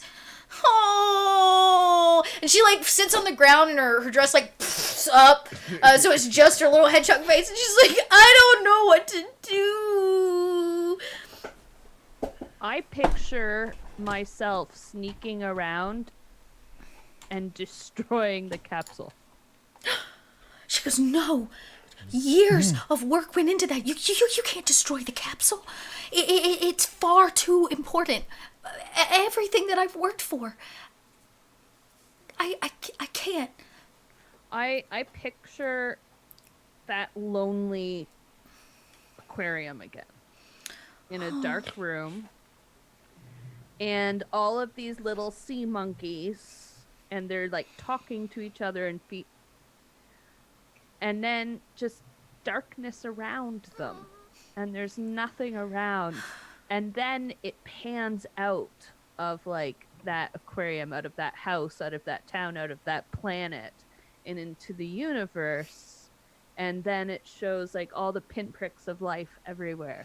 And then the sea monkeys are like dancing all happy. Oh, she says, I don't know what to do. In exactly 10 minutes, all these people are going to pile in here. They're going to make some giant announcement, announce me as 20 years old, and then I'm going to crawl in a capsule and be stuck there forever. She says, you don't gotta do that. You don't make the same choice that our friend Pierce made. You don't gotta do none of that. You're right. I don't have to do any of that. She's we like, go break it for you. She goes, it is just like Pierce. She goes, the issue is not that I'm the only person with the bind. She goes, what if other people have the bind? Yeah, they can do it. I mean, You can hang out with me. I mean, tech- you know, if that's cool. Really? Yeah. Okay, that would be cool. First, I have to figure out how to get around this. I just want to say thank you to all of you for being my friends and being nice to me and not thinking I'm weird. No. We're all weird. Weird is cool. Weird is cool. She goes, yeah, you know what? I have a new idea. And she says, you hear the music like start up. This like funky futuristical music starts up in the main space. All these instruments like rise and the doors open. You can hear people starting to kind of pour in. And she says, okay, I have to go now. She's like, you'll save me a dance, right, Bob? Yeah.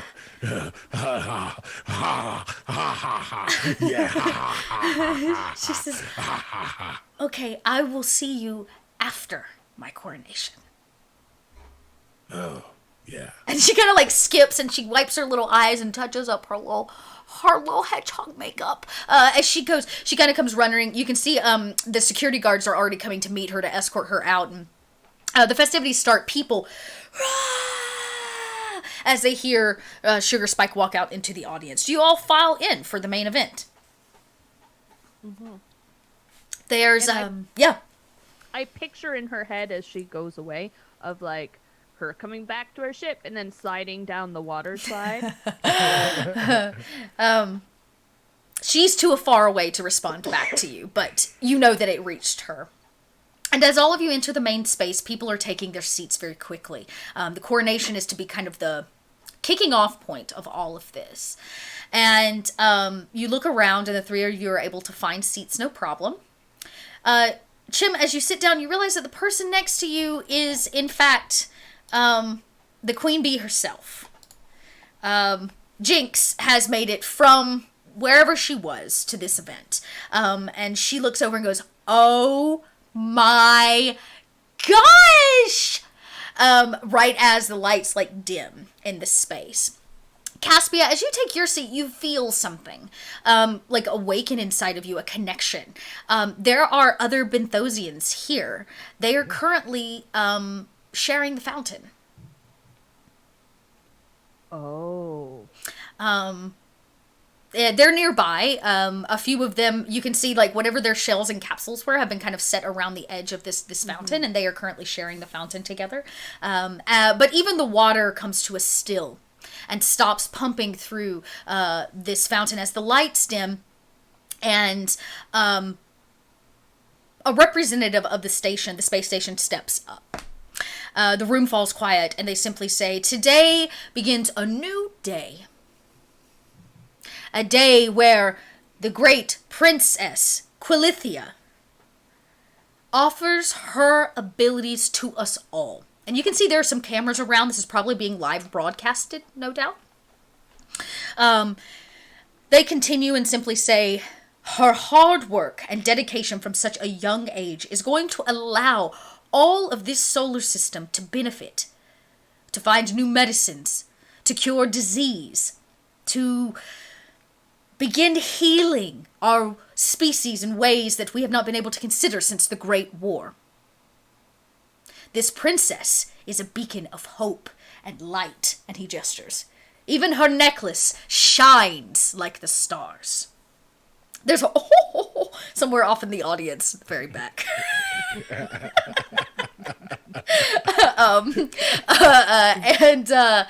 Sugar Spite looks very nervous. She kind of wipes her little tiny hands on her dress, and he says, "To kick off this coronation, the princess will address all of you before she enters the great capsule." And people, "Oh, yeah," as they look up. And he says, "Now, please, welcome to the stage, Quilithia Sugar Spike, the Galactic Princess." And there's kind of like, "Hurrah!" People stand and like, "Yeah!" The security person helps them over and gives her a much higher stool so she can like reach the top of the podium. It's about this time all three of you see out of the corner of your eye, from the back of the room enters Pierce, with a beautiful cloud above his head that kind of sparkles and glistens, and it rains on him. That's what you see. He kind of waves, showing you that everything's okay, maybe even gives you like a proper cacti thumbs up, but they're quite a bit away. And the princess begins to address all of you. And she says, "Excuse me, is this thing on?" As she kind of gets really close to the mic in her tiny voice, and she finds it, and she says, when I found out that I had the bind, I wanted to give everything to make sure that its healing capabilities could be given to all. So I did the only thing I knew to do. Start planning. And I worked countless hours with this amazing team," and she gestures to a bunch of like researchers and engineers and stuff off to the side, "to build this incredible capsule that is to become..." And you can see like what she's supposed to be reading continues scrolling, and she stops and she says, "The screen says I'm supposed to call it my home, but it's not. It's a prison." And the audience kind of like gasp, and she says, and she kind of hits a button and the screen, the prompt screen goes down, and she's like, "I'm going off book." She's like, "I did build this capsule with this amazing team so that I could give my powers. But after the last few days of getting to see space for the first time, and incredible space stations like this one, and meeting amazing people and friends, I don't think that I can do that. Because what I've learned is I can't benefit anybody locked inside a tube." She says, "So I am denouncing myself as a galactic princess. And instead, I am joining, I want to make sure I get it right. What do we call our vessel? Do we ever name it? what do we call it? Trader Joe. Trader Joe, that's right, the Trader Joe. Way to remove the moment, Dot. She says, yes, I have decided that I'm going to join the crew of Trader Joe. Forever. There's like a few small hand claps and everybody's like, what is she talking about? And she says, oh, also, thank you for that subscription out there. And she says, I believe that I can do more good. I've spent my life entrenched in books and learning, and I've lied to all of you and made you think I'm some, space-gram star, but I'm not. Thank you for that raid, Unmade Gaming, but I am not a space Instagram star. I'm really just a humble Quilarian. And if my research proves true, there's no way that I am the only person in these galaxies that have a connection to the Bind. I believe that there are more of you out there, and if you are watching this, come find me. Because instead, I'd like to teach you to use your powers, so that we can all make this wonderful solar system better. So, instead of crawling into a tube tonight where you all get to dance underneath me, I am going to be dancing underneath it. So, I denounce this coronation and everything that we had planned. Instead, I want to dance. And then she leans really close to the mic with Bob. Yeah. And she says, so all of you can get out of your chairs and push him to the side. Today, we're not entombing a princess. We're freeing her. I told my friends a story on the way here. The first story I've ever told. And I told them I didn't know how it ends. But now I do. And she kind of gets off the stage. Her father's like, and she looks in the band and she goes, I said play music. And everybody's like, oh! Everybody starts like moving and pushing chairs to the side, and the band like gets up and she walks all the way across this long floor, this tiny little lady, all the way over to Bob, and she says, you said you saved me a dance, right? Yes. She says, this is how we do it, right? Yes. Yeah, I think so. We can do it. She puts a little paw up in the air for you to like grab, and Yes. I don't know what it looks like. Do you hold her while you dance? So he comes in and he scoops her up with the one hand, and he holds her little finger with the other hand, and they dance together.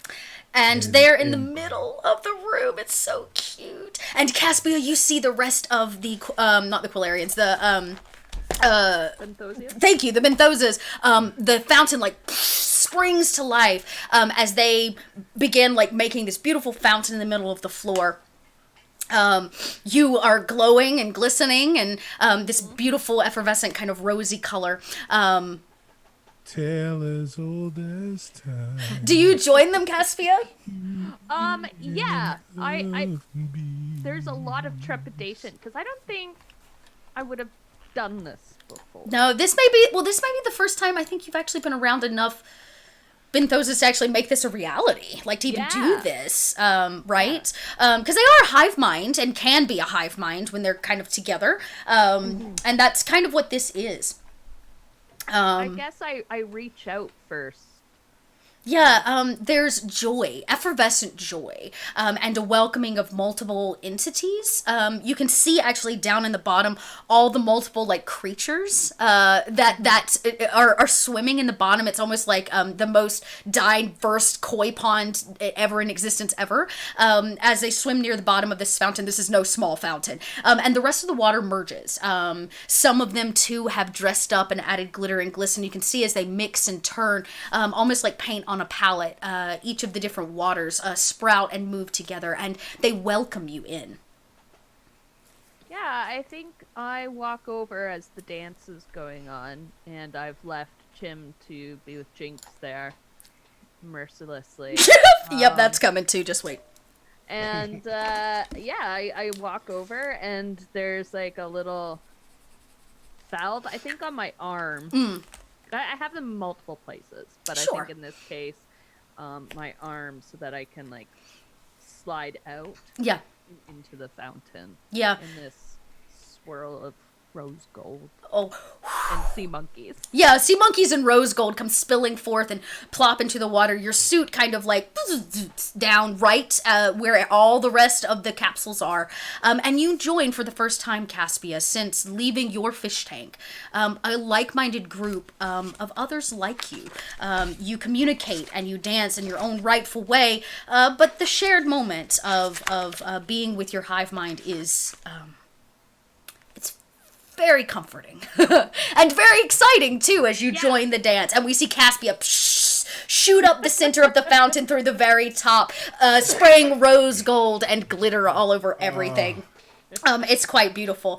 And through that spout of water on the cam, we zoom in on Chim, who, over your shoulder, there is a girl, Jinx. She's in only the latest fashion. And rings and hoops, and she's all done up, and she goes, Chim? Oh, yeah. How you doing? I am great. Can you believe what the princess did? Like, what a crazy cool move. Like, totally #not expected. Well, I mean, we kind of expected it. Well, but speaking of not expected, would you like to dance? Do you dance? I mean, dancing like a sport, right? It's close to it. Will right? you say yes if I say yes? Okay. Okay. She like grabs you by the wrist and like drags you to the dance floor. I imagine it's probably very awkward. She's learned all of her moves from space TV. So like there's a lot of like moving and grinding, and like I imagine Chim like stands there. It's like bad high schooler dancing. Absolutely. It's just bad high schooler dancing. But the camera once again zooms out, and we see Pierce and this kind of cloud-like cumulus creature at the back of the room. I don't know, raining on him, I guess, is part of the dance. As the camera kind of pans out and over, and we see a celebration. Definitely not where we started, but won't be the last celebration over the next 2 weeks, as this crew and the crew of Trader Joe has, in fact, completed their mission, delivered the princess, given her everything that she wanted, and you will graduate in 1 week's time successfully for your mission and be able to go out into space as maybe not teens anymore, but agents, making the world a better, safer, and more lovable futuristical place. There it is. We did it. We did it. It was so cute. Oh, my little heart. It's so cute. So usually we do this big old after show for Patreon privately, but here on the Dot Lot we know that our after shows for the finales are always done live. So we're gonna go around. We'll let you guys kind of obviously introduce yourselves. For those of you that have popped in, thank you for that raid, by the way. And tell us, it's the end. So one, where we can find you doing other things, but two, we're done. We did it. We did the whole thing. So I think everybody was pretty new to Teens in Space, one, as a game. So that's something we can definitely chat about. And two, just the story and characters were just stinking lovable crew. Like, just so lovable. So we're actually going to go backwards. We'll start with Victoria. Well, hi, I'm Victoria. You can find me on Twitter at Mimi Merlot. I am the DM for the Broadswords, an all-woman and non-binary actual play D&D podcast. And you can also find me organizing podcasting events for Wizards of the Coast and as a social media coordinator for Renegade Game Studios, which co-published this game with Hunters. So that's where you can find me. That's what I do. And so, yeah, this game has so much potential for like ridiculousness. Just, yeah. But also like some like drama. Like Because there was some serious stuff that was going on with this. Oh my gosh, the drama bar just filled at the end. Thank you. Yes. Oh, yay. That's very kind. Sorry, didn't mean to interrupt you. I just had to shout out. Thank you so much. It says Space Lot, we are here. Well done, everyone. Thank you, thank you, thank you. Yeah, and so I want to play this game again. Yeah. Right, yeah, I want to play it again. One of the things that was really interesting was going through and trying to run it on like a small scale, because there are some rules, and it talks about like one-shots versus campaigns, but like mini campaigns are in themselves like a totally different kind of separate thing. So I definitely too would like to see a little more teens in space. This was a lot of fun.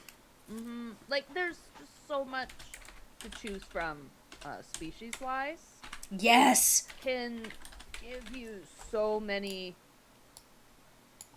options. Yes, it can. Body of water. Like, and that's really the information you're given. You're given that you're a sentient body of water, and your personality is made up of the creatures that live within you. You're telepathic, and if the creatures inside you die, you die. Yep. So, okay, that's it. That's the information. That's what you have. Just extrapolate from that, and it's just a lot of fun because you can really exercise those creative. Yeah, and I think it's I mean, even for a GM, it was terribly inspiring. I mean, like the game itself. Oh, speaking of game, we're giving one away for all of you in chat. If you want a hard copy, type !teens, as in these are all teens that are in space, and it'll enter you, and we're gonna do a giveaway. So if you want a hard copy, I got you. But yes, I think one of the things I love about it is actually like the actual game portion of the book. Like how to play is really short. Like the how to play is only half of less than 70 pages, and then the rest of the book is actually really about species and like some pre-gen builds. And so as a GM, I can go ahead and tell you it's very easy. Most of my notes were pretty light and shared with the cast in whole, and then everything else came straight from this book. Like if I needed to pull something quick, I was like, oh, I'm gonna hit great X, Y, and Z, and here are some quick stats that I can throw in. And like I love this book because it's not overwhelming. And I think that's something really yes, it's just something that I love about Teens in Space and Kids on Bikes. It's a wonderful game that anybody can like bite into and get their hands on and start almost immediately. But I also want to dive deeper. Because what's cool is because there is no direct setting, right? There's no like Teens in Space setting. It's like, here's just some information. You put it in your space. Like you make your space the way you want to. And so after just playing with all of you, I already have all this extra lore that's like, was never planned for. Like we've got these body snatchers that are hanging out in space, like at the space station. We never really answered that. Like, are there more of them? Why did that happen? Are they taking over planet side? You know, we've got this ever evolving. We learned about Pierce's planet and how it's like dying off because these spores they're being passed from sentient plant to sentient plant. Like, so much just crazy stuff that we could dive so much deeper into. You know, Caspia not actually getting to go back to the planet yet, planet side. How interesting it would be to go meet the Magmantians, who are direct descendants of, water to gas. So cool. Right? So there's this, like, interesting piece there. Like, there's just so many, like, things that we didn't really get to, like, dive into. So I would say that would be... I agree with you, Victoria. I'd like to dive deeper. I'd also, like, totally watch, like, a television show based on this. Oh, yeah. Oh. Like... Completely. Yeah. Yep. Okay, sorry. No, I was just gonna say that when we were rolling our characters, the one thing that I pointed out was there's a show called Galaxy High. Yes. Which was this ridiculous cartoon of like these humans that wind up going to high school. They're exchange students. They go to a high school in space. And that was like my inspiration for building my character and for how I felt like I was going to play. And yes, I would love to watch something like Teens in Space, the cartoon. Yeah, it's kind every of Saturday morning. Yeah, like in my head, it's somewhere between like Tron meets Xenon Girl of the 21st Century. Yes. Like, Did you ever see Space Cases? Yes. That was like, oh my god, that's what this is. Yeah. I love it Yeah, already. yeah, it's and I really have to compliment the cast too, because I think all of you did such a great job at keeping it lighthearted, like a teen's adventure. Like, it really, only once did we have like proper carnage. You know what I mean? Like proper fighting, because I think until you get out in the real world, which you're not technically yet out in the real world, you're getting ready to graduate, there is this kind of naive piece of exploring the world, and taking things in and dealing with situations in different ways, which I just think is really interesting, and I thought all of you handled it just beautifully. So, yeah, nicely done. I think Cicero, it's your turn. Oh, Who are you? Yeah, hey guys, I'm Cicero Holmes. You can find me on all social media platforms at Stubby Stan.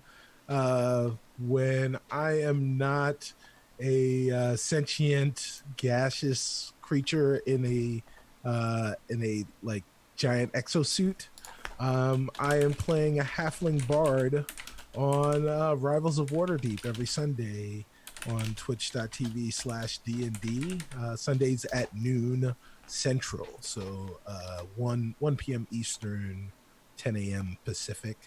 And we will soon be at, if you are in the Chicagoland area, at the end of the month, we will be doing a live show at the Chicago Comics and Entertainment Expo. Oh, look at that. E2. Yeah. So, yeah, we've got a very big room, so there will be space for you. So please, not only come, but tell your friends. Yeah. Bring everybody. Bring your party. Yes, bring them all. Bring your party and bring your party's party. So, yeah, you could check me out there. You could also check me out if you are a fan of Star Trek, especially the latest iteration of Star Trek Picard. You can check me out on the Discovery Debrief cast, where we dive into the latest treks into the Final Frontier. And we're about to record, I'll be Friday recording our 50th episode. So we're pretty excited about that. It'll be a double-size episode. Ooh. And then right after this, guys, I will be recording an episode of Video Game Apocalypse. So that will be airing, I think, early next week or maybe later this week. But yeah, we're talking video games, which is something I used to do a lot of. Dang. Yeah. All right. Very cool. We'll go check out Cicero. Dropped some links. I'll drop them again because I can do that. For people to be able to go and follow and keep up with all your happenings. How do you feel about the game? Yes. Well, first off, Dot, you're amazing. Oh. Not only there's like, it's you go to cons and you get to meet people. You're like, oh, this person is cool. But you also get a sense of like imposter syndrome because you meet people that are just so talented, and you wonder how they get to be that way. Dot, you are 100% one of those Aww, people. And that's so sweet of you. Thank you. So honored and privileged to have been asked by you to join this cast, and thank you. Thank you so much for bringing these three knuckleheads together with me, because they're beautiful people, right? And they're so talented and so funny and so supportive. Like everything about everything was so amazing, and I can't wait until we're all in the same space so I can give you guys giant bear hugs. I know. Well, thank you. I felt very similar the first time that I met you. David and Tiffany told me, and I was like, I don't know this person. They're really cool, and they do amazing stuff. And then met you in person. I was like, what a teddy bear. Nicest human, so smart. You had so many incredible things to say on the panel, and I just immediately, I was like, well, we'll be working together again. Don't you fret. I'm coming for you. Yeah, and I knew this would just be too much fun to have your boisterous voice behind a teenager. So... So thank you for saying yes and being here. Thank you for saying yes and being here. I would do it again in a heartbeat. I have to say, I did not see the Bob Princess love situation happening. Oh well, you know. It tickled me.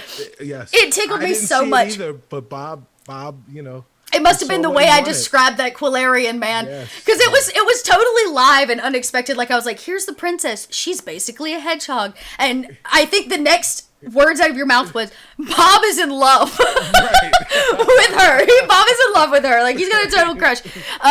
So that was a fun little thing that like I just didn't see coming. That added a nice twist to a lot of things. So and some fun moments of drama. So thank you so much for bringing. And shout out to Marcus, who isn't here with us in the video, but he is in the chat and deep inside my heart. So Very. And we're going to get, don't you fret, everybody at home, you want to know what happens to Pierce? Well, you're going to get to find out. I'll talk about that in a second. But you are going to get to see Pierce thaw out and not be a popsicle and see what happens in this botanical gardens. Thank you. Thank you for your talents. Thank you for your time. And thank you for your laugh.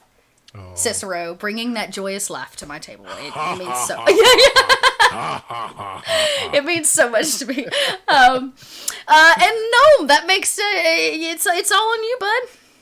How the fuck am I supposed to follow that? You don't have to. See, here's the thing. I'm putting Gnome through hell in another game, so no, you don't have to be nice, Gnome.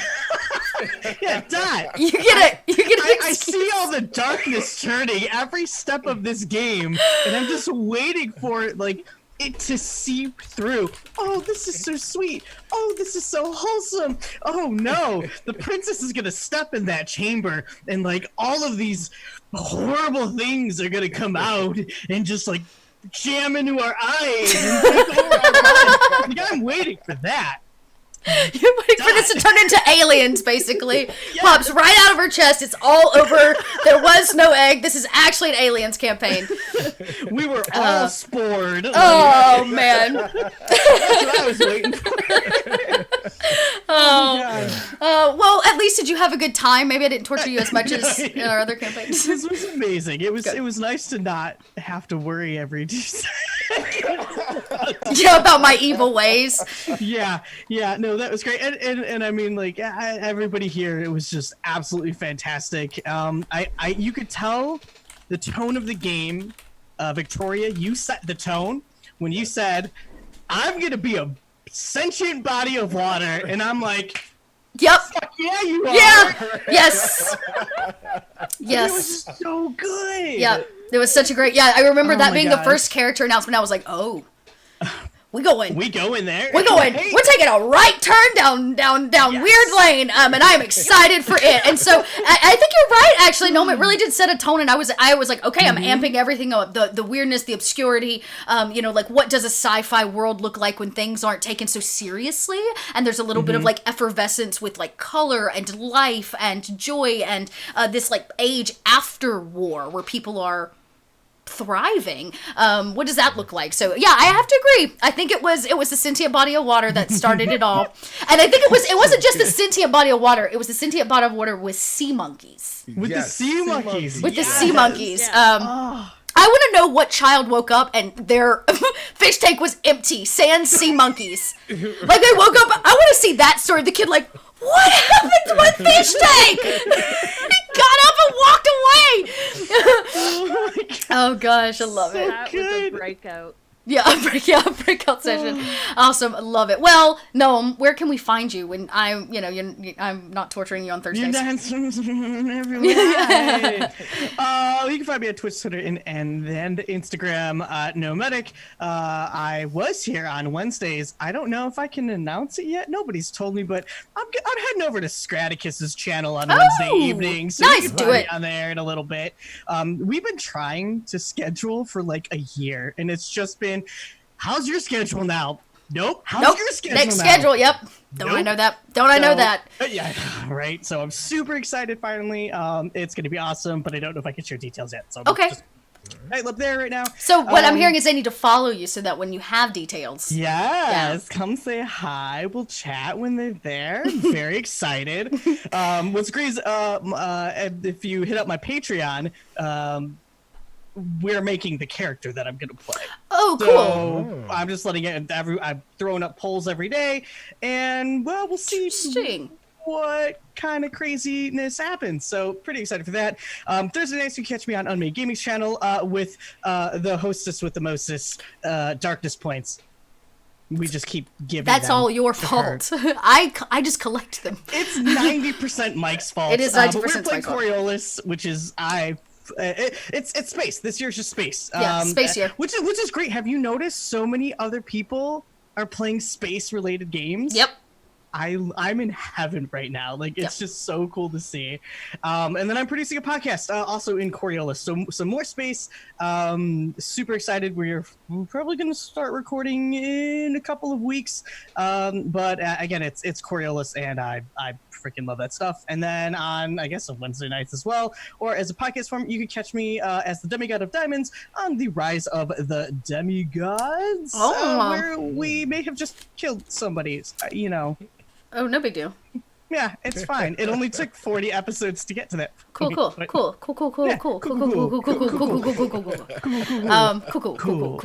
Awesome. Well, I don't even know what to say. I've been humbled to work with all of you. You've all been on my. I've worked with Gnome before, but still always on my list. But all of you to get to play with you, even if it just was for 5 weeks, right? That amount of time, it was a joy. I want to thank you all for bringing your talents and your energy and your laughs. To the dot lot and sharing your joy with all of us. For all of you at home, don't go anywhere because tonight is not done. One, I'm about to share the next trailer for the next game that is coming to the dot lot starting next week, which is very exciting. I know. So you'll get a sneak peek at that trailer. And then following that, our futuristical flash journey is actually not over. We have a special one-on-one side quest that I wrangled up with, I know, I see you in chat, that I wrangled up with Marcus so that we actually find out what happens to Pierce before he arrives at the party. So hang around, we're going to actually play that as well for all of you at home. So give us just a second, we're going to do a trailer, and then I think we'll probably do our giveaway drawing, and then go into Pierce's side quest to close out our night. So, buckle up. Here's the next show coming starting on Tuesdays to the dot lot.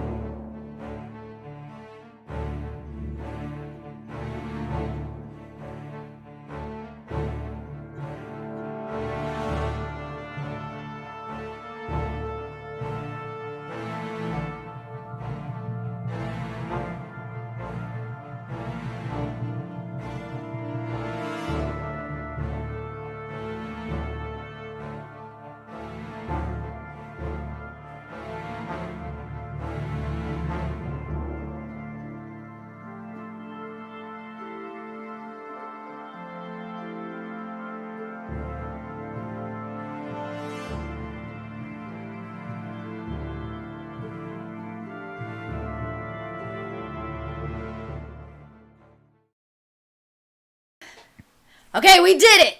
Very excited to announce that North Sea Epilogues, the RPG game, is coming to the dot lot for another mini-series, very similar to this one, called Heim. And it is an all-female cast. If you liked our Witch Girls Adventures campaign, well, you're going to love this because we got 5 of the Witch Girls back for this one, along with one of our original witches from that game when we originally launched like a year and a half ago, which is Opera Geek. So I am super duper excited. That launches next Tuesday night. It'll be a brand new system for all of us, so we'll be learning to play it. And I just have to say, I'm like totally obsessed. Like, look, this book is so beautiful. So yes, I'm very, very excited. So definitely tune back in. You'll see more of that coming through. I think it's time to pull for this giveaway. You got about 30 seconds there at home to type in !teens, plural, if you haven't already, to get yourself entered in this giveaway for a hard copy. Well, I say hard copy. It's technically a softback, but it's a physical copy, a really nice physical, clean copy of a brand new Teens in Space for you. Do it. Get in there now. Type in !teens. I'll do it too. It's not going to enter me, but I'll do it to show you all how to do it. And then we're going to hit the go-go, and then we will move over to Pierce's little botanical side quest. All right. Drum roll, please. Rolling. Party Wipe Games has won a hard copy. Congrats, Party Wipe. Feel free, do me a favor and shoot me a message here on chat. I'm going to make note of it too so I can reach out to you. I want to go ahead and get your address ASAP so that I can get that out to you tomorrow. Sorry, I'm going to make a note so I don't forget because short-term memory loss. Okay. Awesome. Well, thank you all so much at home for your support and for being here for this. I'm not going anywhere. I'm going to hang out in chat while we play through the next little bit of this because depending on how I'm feeling, there may be even more to tonight because clearly Dot's an insomniac and never sleeps and has to do some other things. So we may even have a late night stream. So it looks like this is going to be a heck of a Wednesday for everybody. So I just want to say thank you all so very much. I'm so honored and thrilled to have shared a table with you. I'm so completely humbled by everybody in chat that has turned up and made this possible. Know that every bit and tip that you have given is helping me pay this incredible cast so that I can continue to have talent that's at an extraordinary level come and tell stories together. So just thank you. Thank you so much. And we're going to roll right into Pierce's little side quest. We did this on Monday, so everybody say bye. And hi to Pierce. Thank you all so much. We're transitioning. Hello. Okay, I believe we're live. Welcome to a little teenage side quest with Pierce. I'm Little Red Dot, and this is Marcus. And for those of you, if you've stayed tuned through the entire finale for this, this should be a dear treat because I think there are a lot of questions as to what's going to happen to Pierce. I can hear it now, so we're gonna find out. Last time. Before our crew landed on the space station and the evening's happenings happened, Pierce, we had a chance to visit Pierce's home planet. And through interesting conversation and some deep diving, a ancient plant offered to help the group. But only in exchange for pollinating Pierce as the new ancient one on this planet. He was given a period of time before he needed to root himself, but Pierce, being the wonderful good boy he is, said yes. And so as the crew took off and headed towards their final destination with the princess in tow, and a reboot sign completing on Bob's face, there's kind of a silence that overfalls the crew. And Pierce, where do you spend your quiet time? There is a small room in the back where it's kind of got some of his medical equipment. It's kind of like extra stuff that doesn't really fit anywhere. But Pierce always kind of feels like he fits in there. So he just kind of goes, it's a nice leaning corner, so if there's any sharp turns, he won't go flying. He won't have teddy bears stuck on him anymore. But he kind of goes over there just to stand and think a little bit. There's kind of a small little view out of a window that he looks out, and it's usually pretty comforting and calming to him. But today, in this instance, he's looking out, and it doesn't feel particularly calm. He doesn't really know what to do anymore, but even though there's an absolute certainty of what he has to do, and that is to return to be a rooted plant on his home world in 10 years. 10 years time. Yeah. And as this passes through your mind, probably not what Pierce saw for themselves as they were on the verge of graduating from the top academy and all of these connected solar systems. It's I would say probably an hour and a half of travel goes by as you ride at the very back, and it's quiet. The rumble of the engine is like white noise as you stare at the stars, and there comes a small rap tap tap of a tiny hand on the door. Come in.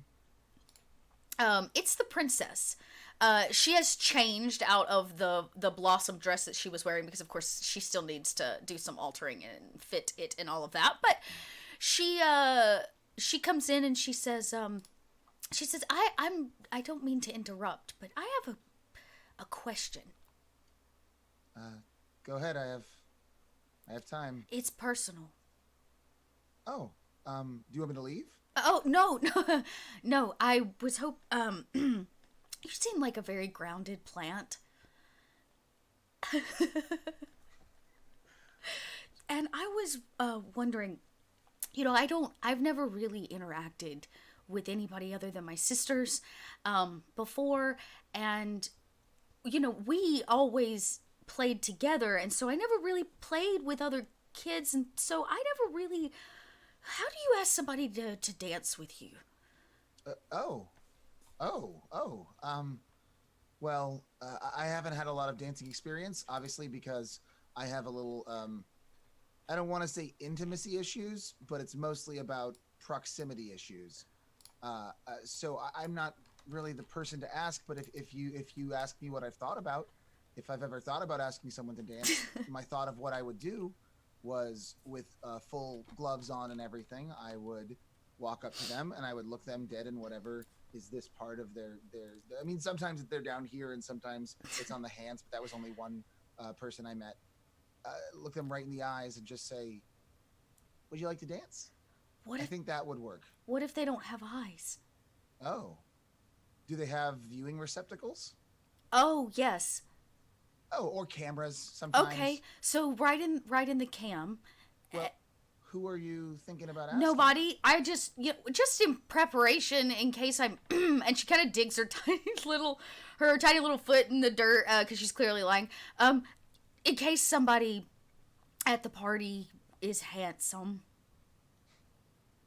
Anyone in particular? No. Pierce is kind of like, that's not true. Yeah.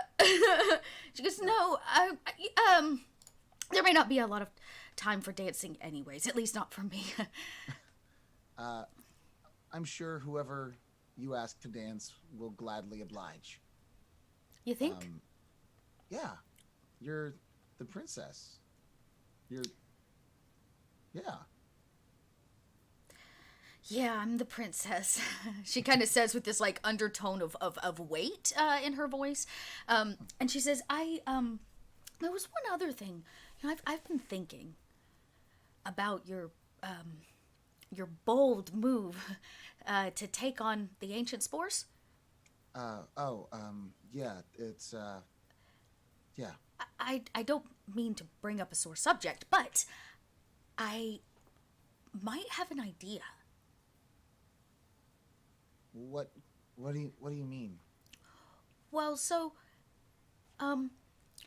it's not really known, but on the space station where we're headed, they have a very large botanical gardens that houses, say, a lot of plants from various ancient planets and moons and things from before the war. Like an archive almost. It's held in secret and is definitely not easily accessible. But you could visit and see if maybe they could help you. I'm not so sure there is help for me. What do you mean? Well, I made a choice, and I think I'm supposed to live with it, right? Well, I understand a little something about that. I think I can empathize. She says, she's going to... She says, she's like, I guess I don't understand. Do you have to be the only one to carry the spores? Can't spores be replanted? I've never been impregnated by an ancient being before, but maybe there's maybe you got a point there. How would I have access to this place? I don't know. Well, I could ask for it. I have that. I can do that. Oh, I don't want to trouble you. No trouble on your birthday. It's not a trouble. So, here's the thing. if they think that you're a specimen going in, it'll be a lot easier. Oh. So, Oh. yeah. So what I thought we could do is put you under, like, freeze dry you, and then basically send you in like a specimen. Oh. Oh. Yeah, that could work. I think I should survive being freeze dried. It makes sense. Oh, she goes, oh, I promise you will. But this ancient plant, the one that you pulled that beautiful flower from, which I am so grateful for, again, she says, it's not a cacti like you. No. Is that usual for spores to transfer from one type of herbation to another?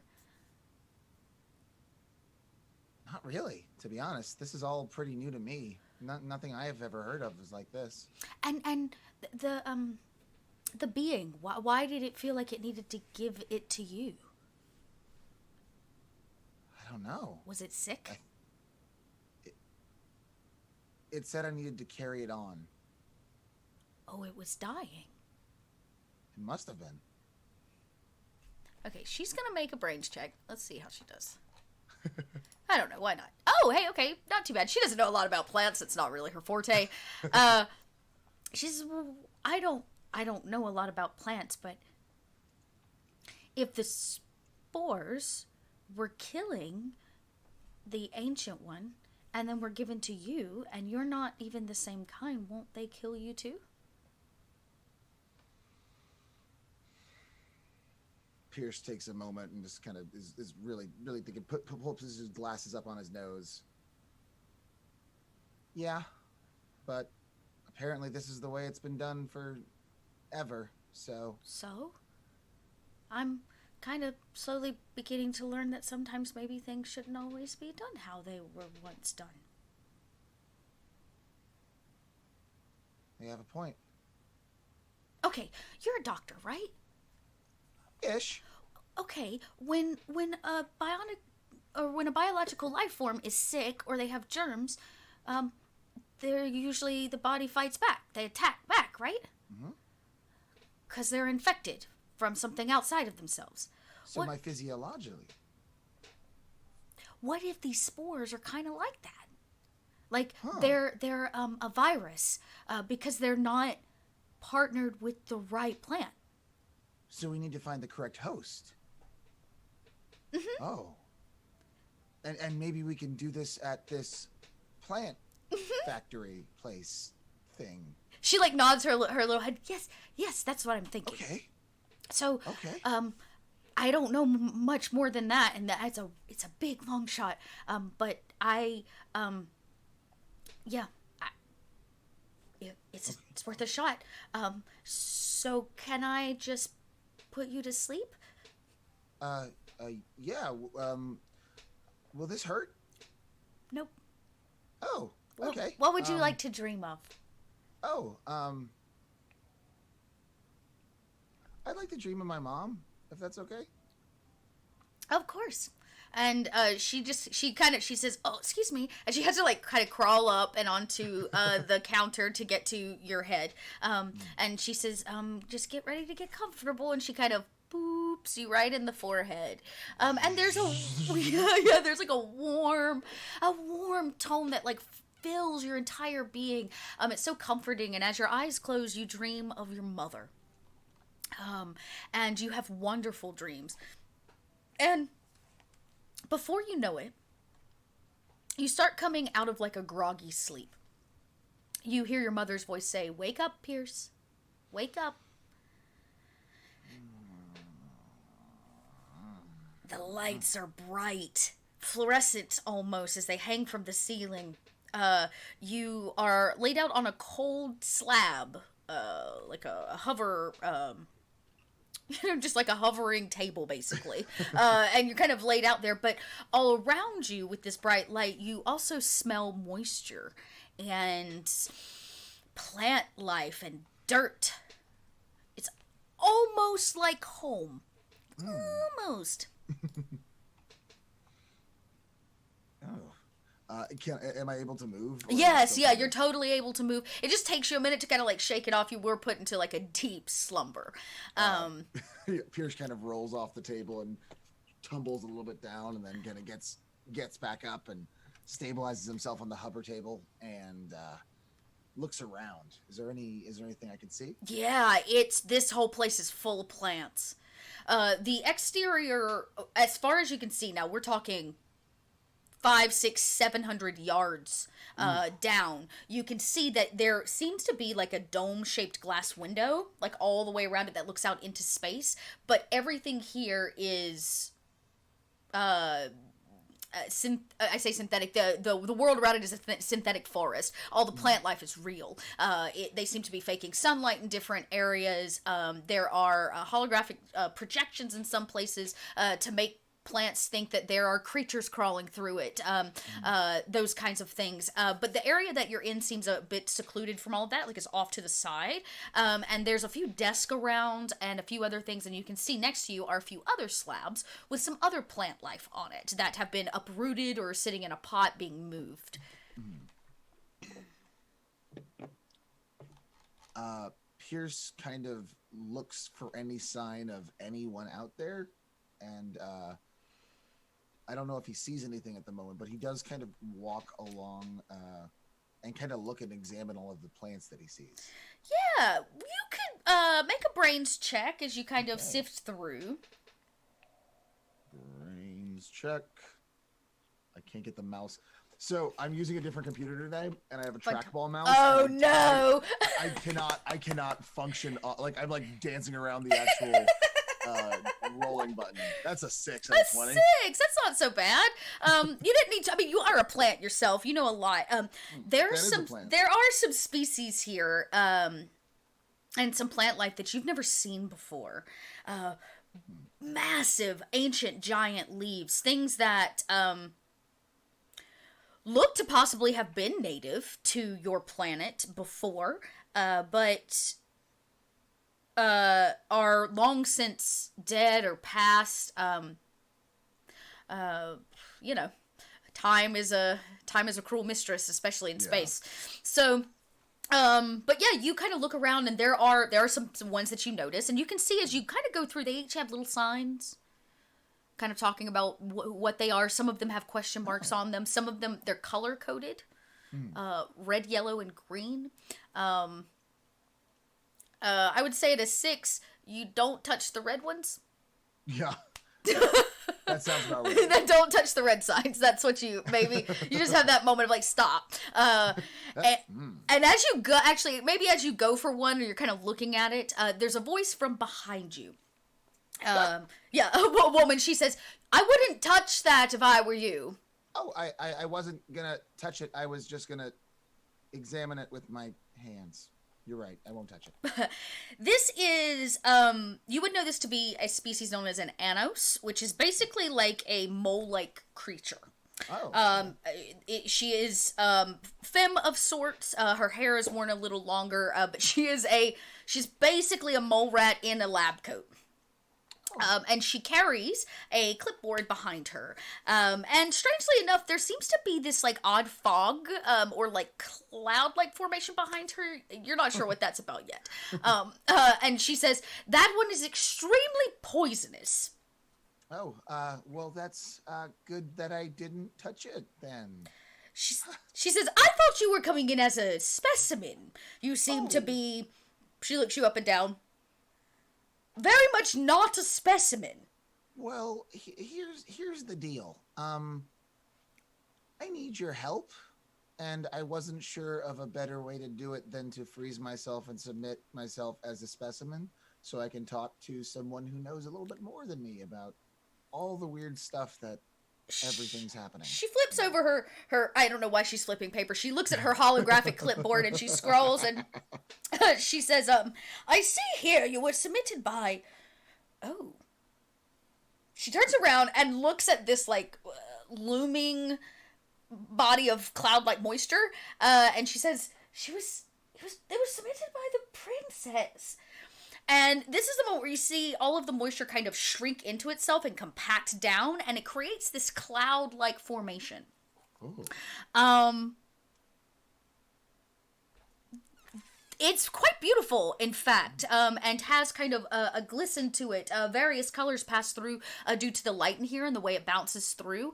It's incredible. It's like a funky rainbow cloud, just to the eyes. You can make another brains check to see if you know what these are.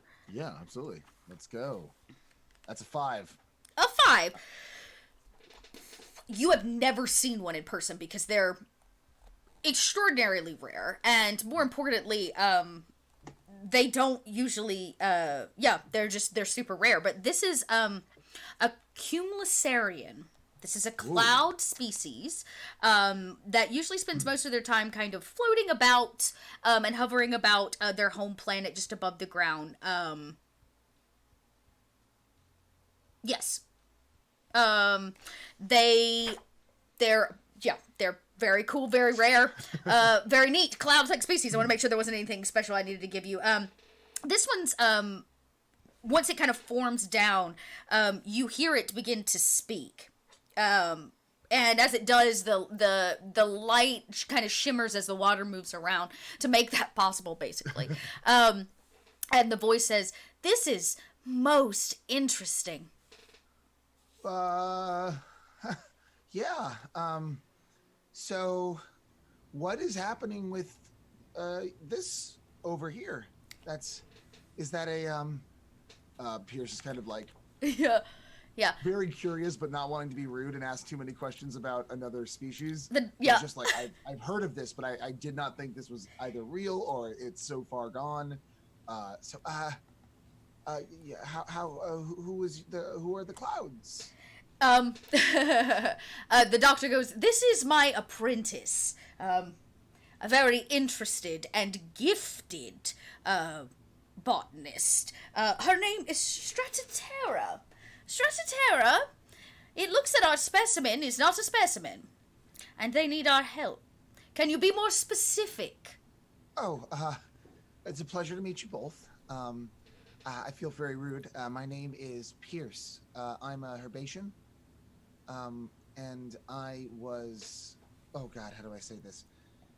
I was pollinated by an ancient being that needs to find a new host body every few centuries or millennia.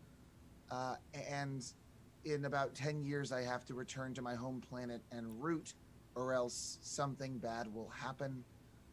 And I was wondering if maybe you could help me find a better host than myself. Not just for my sake, but for the sake of the species. The intern almost like judders with excitement. It begins to rain a little bit from underneath them. There's just a little bit of moisture. And she says, "Listen, Stratera, don't get too excited. I would like to run some tests." Stratera comes over. And Pierce, you mentioned earlier you're not able to always get very close to people. Yeah.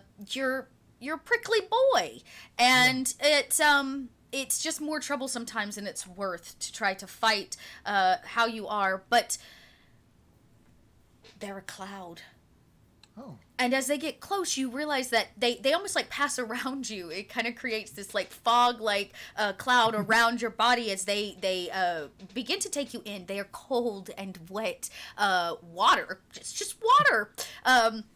And so Stratera begins kind of going up and down your body, zooming around you. Yeah, it's kind of cool and cold. Just as you imagine, he's like giggling a little bit. It feels weird, but in like a different way that he's ever felt. So it's like he's trying to be professional and yes. And you realize that when they speak, they're actually speaking directly into your mind. There's no mouth for you to be able to have known that. But the second time that Stratera speaks, she says, "Most interesting. You are the first herbacean that I have ever met in person." Oh, well, you're the first cloud being I've ever met in person. Oh! I find that fascinating as well. Fascinating.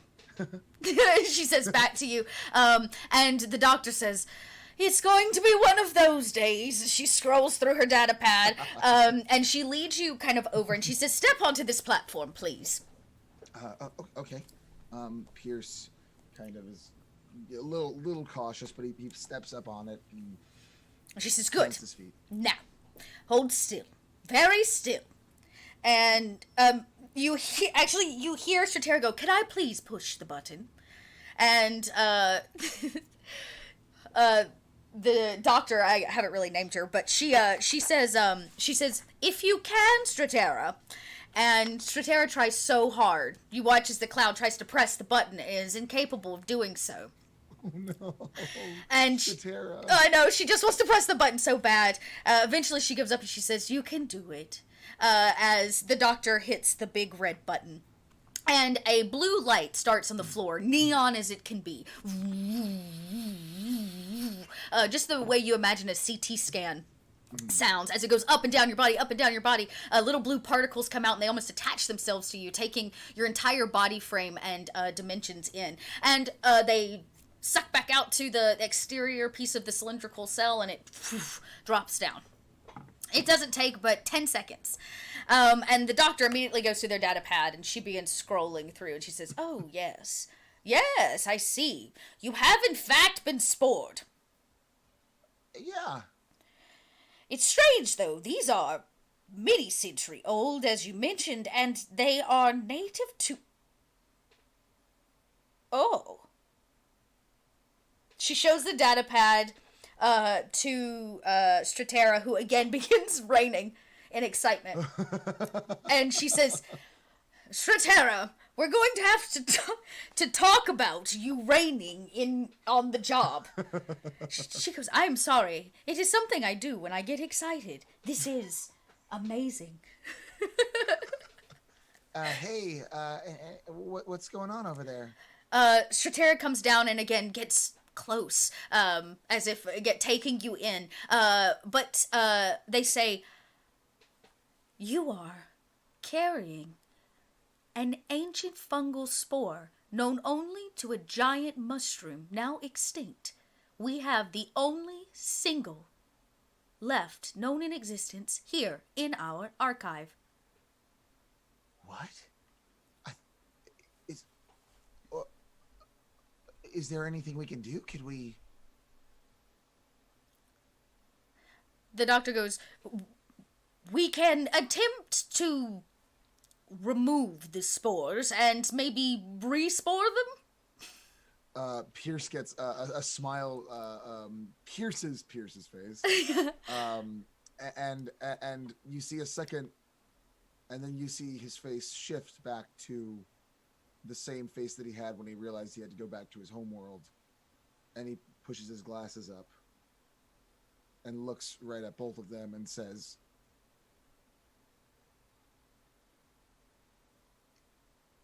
if this doesn't work, will it be the end of the species? If this... She stops a moment and really takes that in. She says, yeah, possibly. We could leave part of the spores in you, Pierce, to assure that some of them survive. But your body may not be able to withstand 2 desporings. So we must make a choice. I don't want to be responsible for something so beautiful and ancient not existing anymore, you know?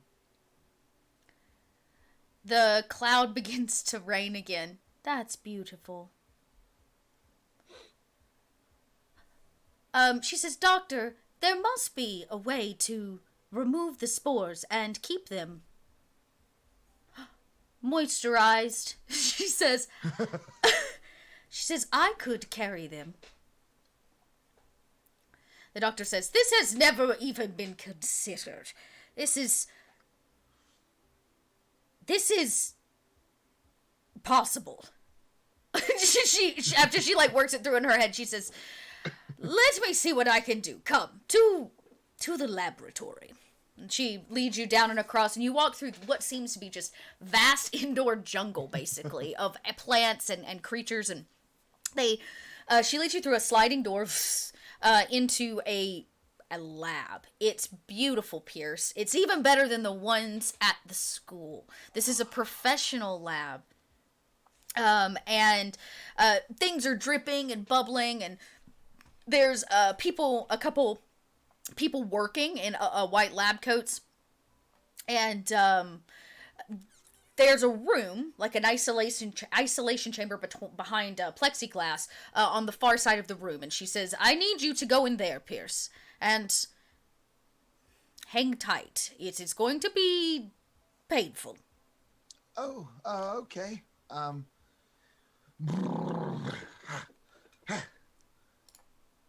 And Pierce walks in after amping himself up as much as Pierce can. Yeah. She goes, Shatera, you two, you're going to need to go in there and gather the spores.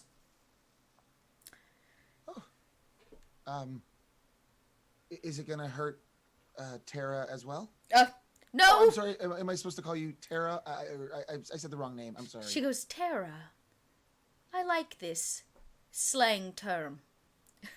Me too. She goes, no, you can't call me Tara. The doctor goes, Stratera, inside, please. She's a doctor. She's all about time and business. And Tara follows you in. And kind of hovers above your body, literally a cloud. And the doctor says, we are going to draw the spores from your body. When this happens, we will gather them. Stratera will. Whatever you do, she goes, whatever you do, don't die. Oh, I will try my best. She says, great, because the spores will immediately go back in your body, and then there's no saving you. You will become decayed material very quickly. Door shuts. Pain. yeah, exactly. So, she boops, boop, boop, boop. A couple of her associates come over to this dash, where they kind of flip a few switches. The lights in this room go out. The edges of the room begin to glow in this, like, purple color, up and down, like a Tron neon box. Tara goes, do not be nervous.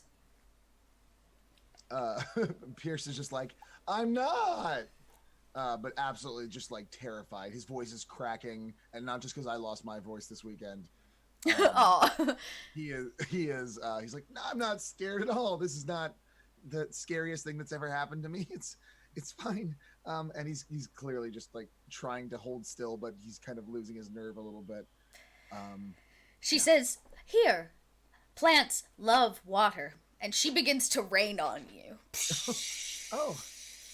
Thank you. That's oddly soothing. Mm-hmm. Thank you. And she says, hold tight, here it comes. And the whole room lets out this flash, as if it's like the interior, like a camera flash. And as the light pulls back in slow motion, we see it rips the spores from your body. I do have to have you make a check to not pass out. Sounds good. This is a grits check. Okay, here we go. Grit me. Please be good. I'm not rolling great today. Hey, okay, a 6. You needed a 5. So you got 1 success over. It is extremely painful. And, yes, it's extremely painful, as literally the spores that have been deeply embedded into your core are ripped out through your tough cacti skin, probably coming out through the spaces where the needles are, actually, like pores. Rips them out.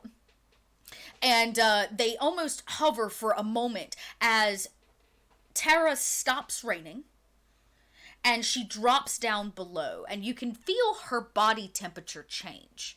She goes from being a cold, cool cloud to her body temperature rising just a little bit, becoming moist and damp, more like a fog cloud, as you'd imagine it. And the spores almost suck into her, attaching themselves to the moisture. And all of this happens within almost like seconds. As the lights come back up, Pierce, and you're probably still screaming. Yeah, I like to imagine that Pierce has been just making this high-pitched pain sound, and then as soon as the lights pop back on, he just falls. Yeah. Just flat out like... Tara doesn't say anything. When you look up, it's an odd sight. The spores almost like ping around inside of the cloud, not able to escape the moisture itself, but it causes her to look different. They cover the moisture that used to ping off the beautiful lights that made her glisten and glow. Now she looks like a big smog cloud carrying these spores. Are you okay, Tara? The doctor, you hear a button like click. She goes, Tara cannot speak to you at the moment. She is currently carrying your spores. Is she okay? She will be if we move quickly. Oh, okay. Pierce tries to get himself up. Two doctors come in, two of her assistants come in. One of them helps you up. The other one puts a giant bubble around Stratera, kind of encapsulating her in this clear orb, like a hamster ball, basically. Like a big old hamster ball. It floats in the air, but it floats around her. And the doctor says, we cannot risk the spores getting free. Okay. She's gonna be okay, right? She will be okay if we get there in time. The doctor says, that is the plan. And she says, we have exactly 12 minutes and 50 seconds. Pierce sets his watch. 12 minutes and 50 seconds. Beep. Okay. And she goes, come, we must go into the lower level of the gardens. Pierce follows as they lead, I'm assuming. Yep. And she leads you down. You take an elevator down. When it dings, the door opens, and what a sight to behold. It is this dark chamber that the walls have been covered in rock and dirt. It feels like you were underground in a cavern. It's covered in fungus and neon type mushrooms that give this effervescent glow of purple and pink. It's quite beautiful, but also rather haunting. And the doctor says, come, the specimen is down here. Okay. And she leads you down, and there's it like opens up into a massive chamber that have, just like upstairs, different kinds of specimens all over the wall and the ground. They all have little neon signs, but smack dab in the middle of this room is a massive mushroom. It is glowing from underneath. It lets off UV light naturally, and the top of it is this kind of orange-yellow color. It might as well be like it feels like toxic almost, and it's rooted into the ground. It probably stands about 10 feet tall and is roughly the same width wide at the broadest part of its cap. The doctor says, here it is. We have been unable to communicate with it for quite a while. Oh, mind if I try? She says, this is why I have brought you here. Oh, well, I'm glad they're on the same page then. She goes, I suggest you hurry. We have 7 minutes. Pierce looks at his watch. He's like, that is correct. I did set my time. And then like starts to walk over, but pretty much every step he's just like, ow, ouch, ow, ow, ow, ow, ow, and gets in front of it and puts his hands in front of the mega shroom, and closes his eyes and just says, hello? There's like a deep groan from its roots as it wakes up. And it's like, what? I have a friend of yours. Friend. No friends for me anymore. That might not be true. There was another like you, kind of, sort of, on my homeworld. And I think we might have found a way to help you. Help. I do not understand. I don't think you're as alone as you think you are. Who are you? My name is Pierce. I'm a student in my senior year, and I am here to help. He says, I have a 4.0. I'm doing pretty good. They all claim to help. Yeah, well, if we can help, then why not do it? So I'm gonna try if that's okay with you. He says, I cannot stop you. Then I'm Do gonna help as you must, Pierce. Do you have a name? No. Oh, well, I'm gonna call you Shroomy, and then Pierce is like, if all goes well, we're gonna have you. You're gonna have a shroom-mate, and then goes, what's the next step, Doctor? The assistant that kind of came with you moves the hamster ball closer. The doctor releases the ball, which kind of folds in around itself in midair and drops into the hands of the assistant. She does all of this from her data pad, of course. Tara, floating next to you, kind of goes over and in, like towards the plant and into the plant, and you watch as she begins to rain this toxic spore rain into the roots of the mushroom. Slowly, the cloud, you can see it cleans itself as it empties itself of all of the spores. And very quickly, she comes back to her kind of best self, I guess you could say. She's quite beautiful in the neon lights. You hear this mushroom go, What is this? Hopefully, the future. And it doesn't take very long, actually, after the ground is moist, it is hot and kind of damp in here, and you almost hear from the ground as it goes, and a couple of them, like, appear at the roots, and the doctor goes, we have been trying to make new spores for decades from this being, and she goes, this is wonderful, and Tara goes, is that it? Did we fix the problem, Pierce? I think so. If Pierce looks back to the giant mushroom, and how do you feel? I feel. There's like a deep pause as it looks for the right word, and it says, I feel whole again. And he says, take one back to your planet. Absolutely. I would love to. I know just the place for it. He goes, good. Pierce, using his medical trowel Yeah! that he pulls from a bag, kind of scoops a nice little space around the mushroom. Cute. Puts it in a little medical. I don't know why I'm assuming it's like when you put in a quarter in one of those machines. Like the little, yeah. Steel Tupperware, like toy Tupperware thing. He has one of those, and then puts it right back in his bag. Yeah, you have no problem like scooping it up, to grab the multiple layers that's needed and some of the spored pelted dirt, and you put it all kind of in there. Obviously Dot has a problem and a deep obsession with mushrooms, and and so you kind of pocket it, and Tara turns around and she goes, we did it, Doctor, and I am officially off the clock. May I go to the party? The princess's party? You know of the princess's party? She's the one who I was gonna say drugged me. She was. Pierce's eyes like yeah, this is her idea.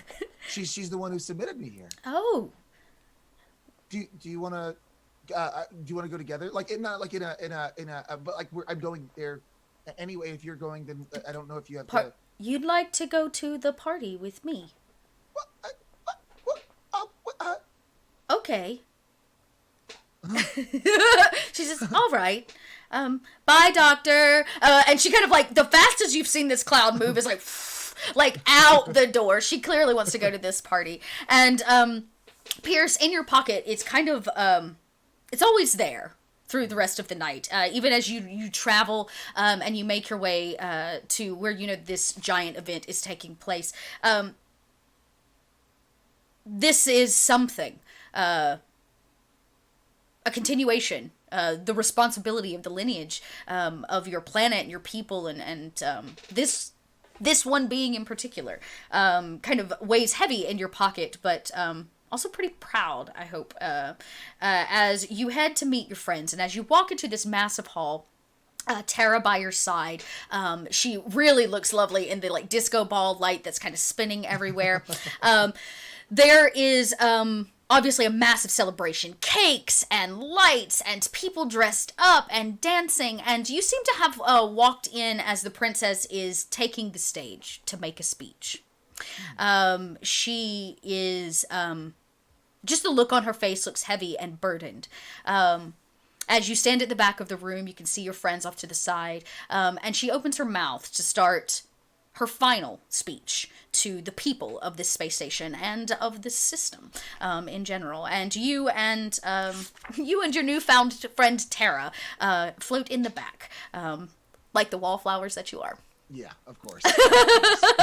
Like the wallflowers that you are. And there it is. That's Pierce's little closure.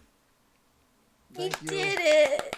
I love this. This is so great. I love Tara too. Yeah, this is that species. If I were to play in a Teens in Space campaign, I would play a Cumulus Sarah.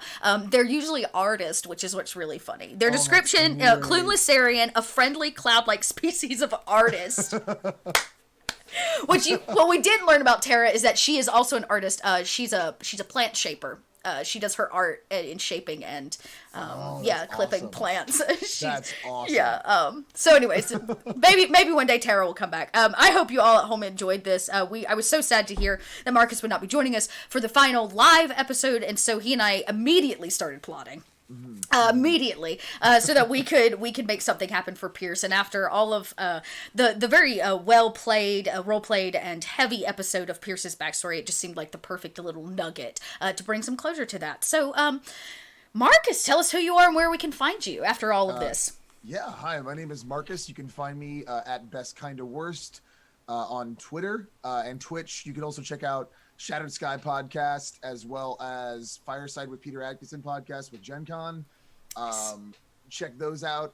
And can I want to say thank you, Dot. Thank you so much. Of course. It's been an absolutely lovely game. The cast, I'm so sad I don't get to play one last game with them, but I'm going to miss those characters. I'm going to miss those people. It's been a wonderful ride this whole time. Thank you everyone who's watched, and maybe we'll do this again sometime. Maybe we will. I did leave it open. Extra credit. We'll call it Teens in Space Extra Credit. Yes. I'm actually planning. I've been thinking about my month of October is looking really crazy, and so what I think I had planned for streaming is going to kind of have to go to the wayside because of how nuts that month is. But I've been thinking about doing a Dottober month where I just do one shots, and a lot of the one shots could come back and be like continuations of stories we've already done this year. So maybe we'll have to have a Dottober Teens in Space onesie. We'll have to see. That actually even inspired me.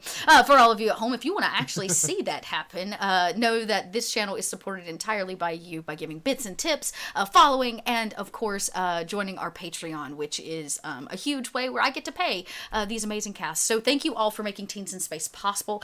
This is the closeout show. It will become available on YouTube in its entirety. For those of you that want to get access to the after show, that is available to Patreon supporters, and you can. I think those tiers start as low as like $2. So join, and then you can gain access to all of our chit chats afterwards, which I have a feeling that tonight's will be a good one. I think that's it. So we say goodbye at the very end to right now, Teens in Space 2284, Futuristical Flash. Thank you all so much. Have a good night.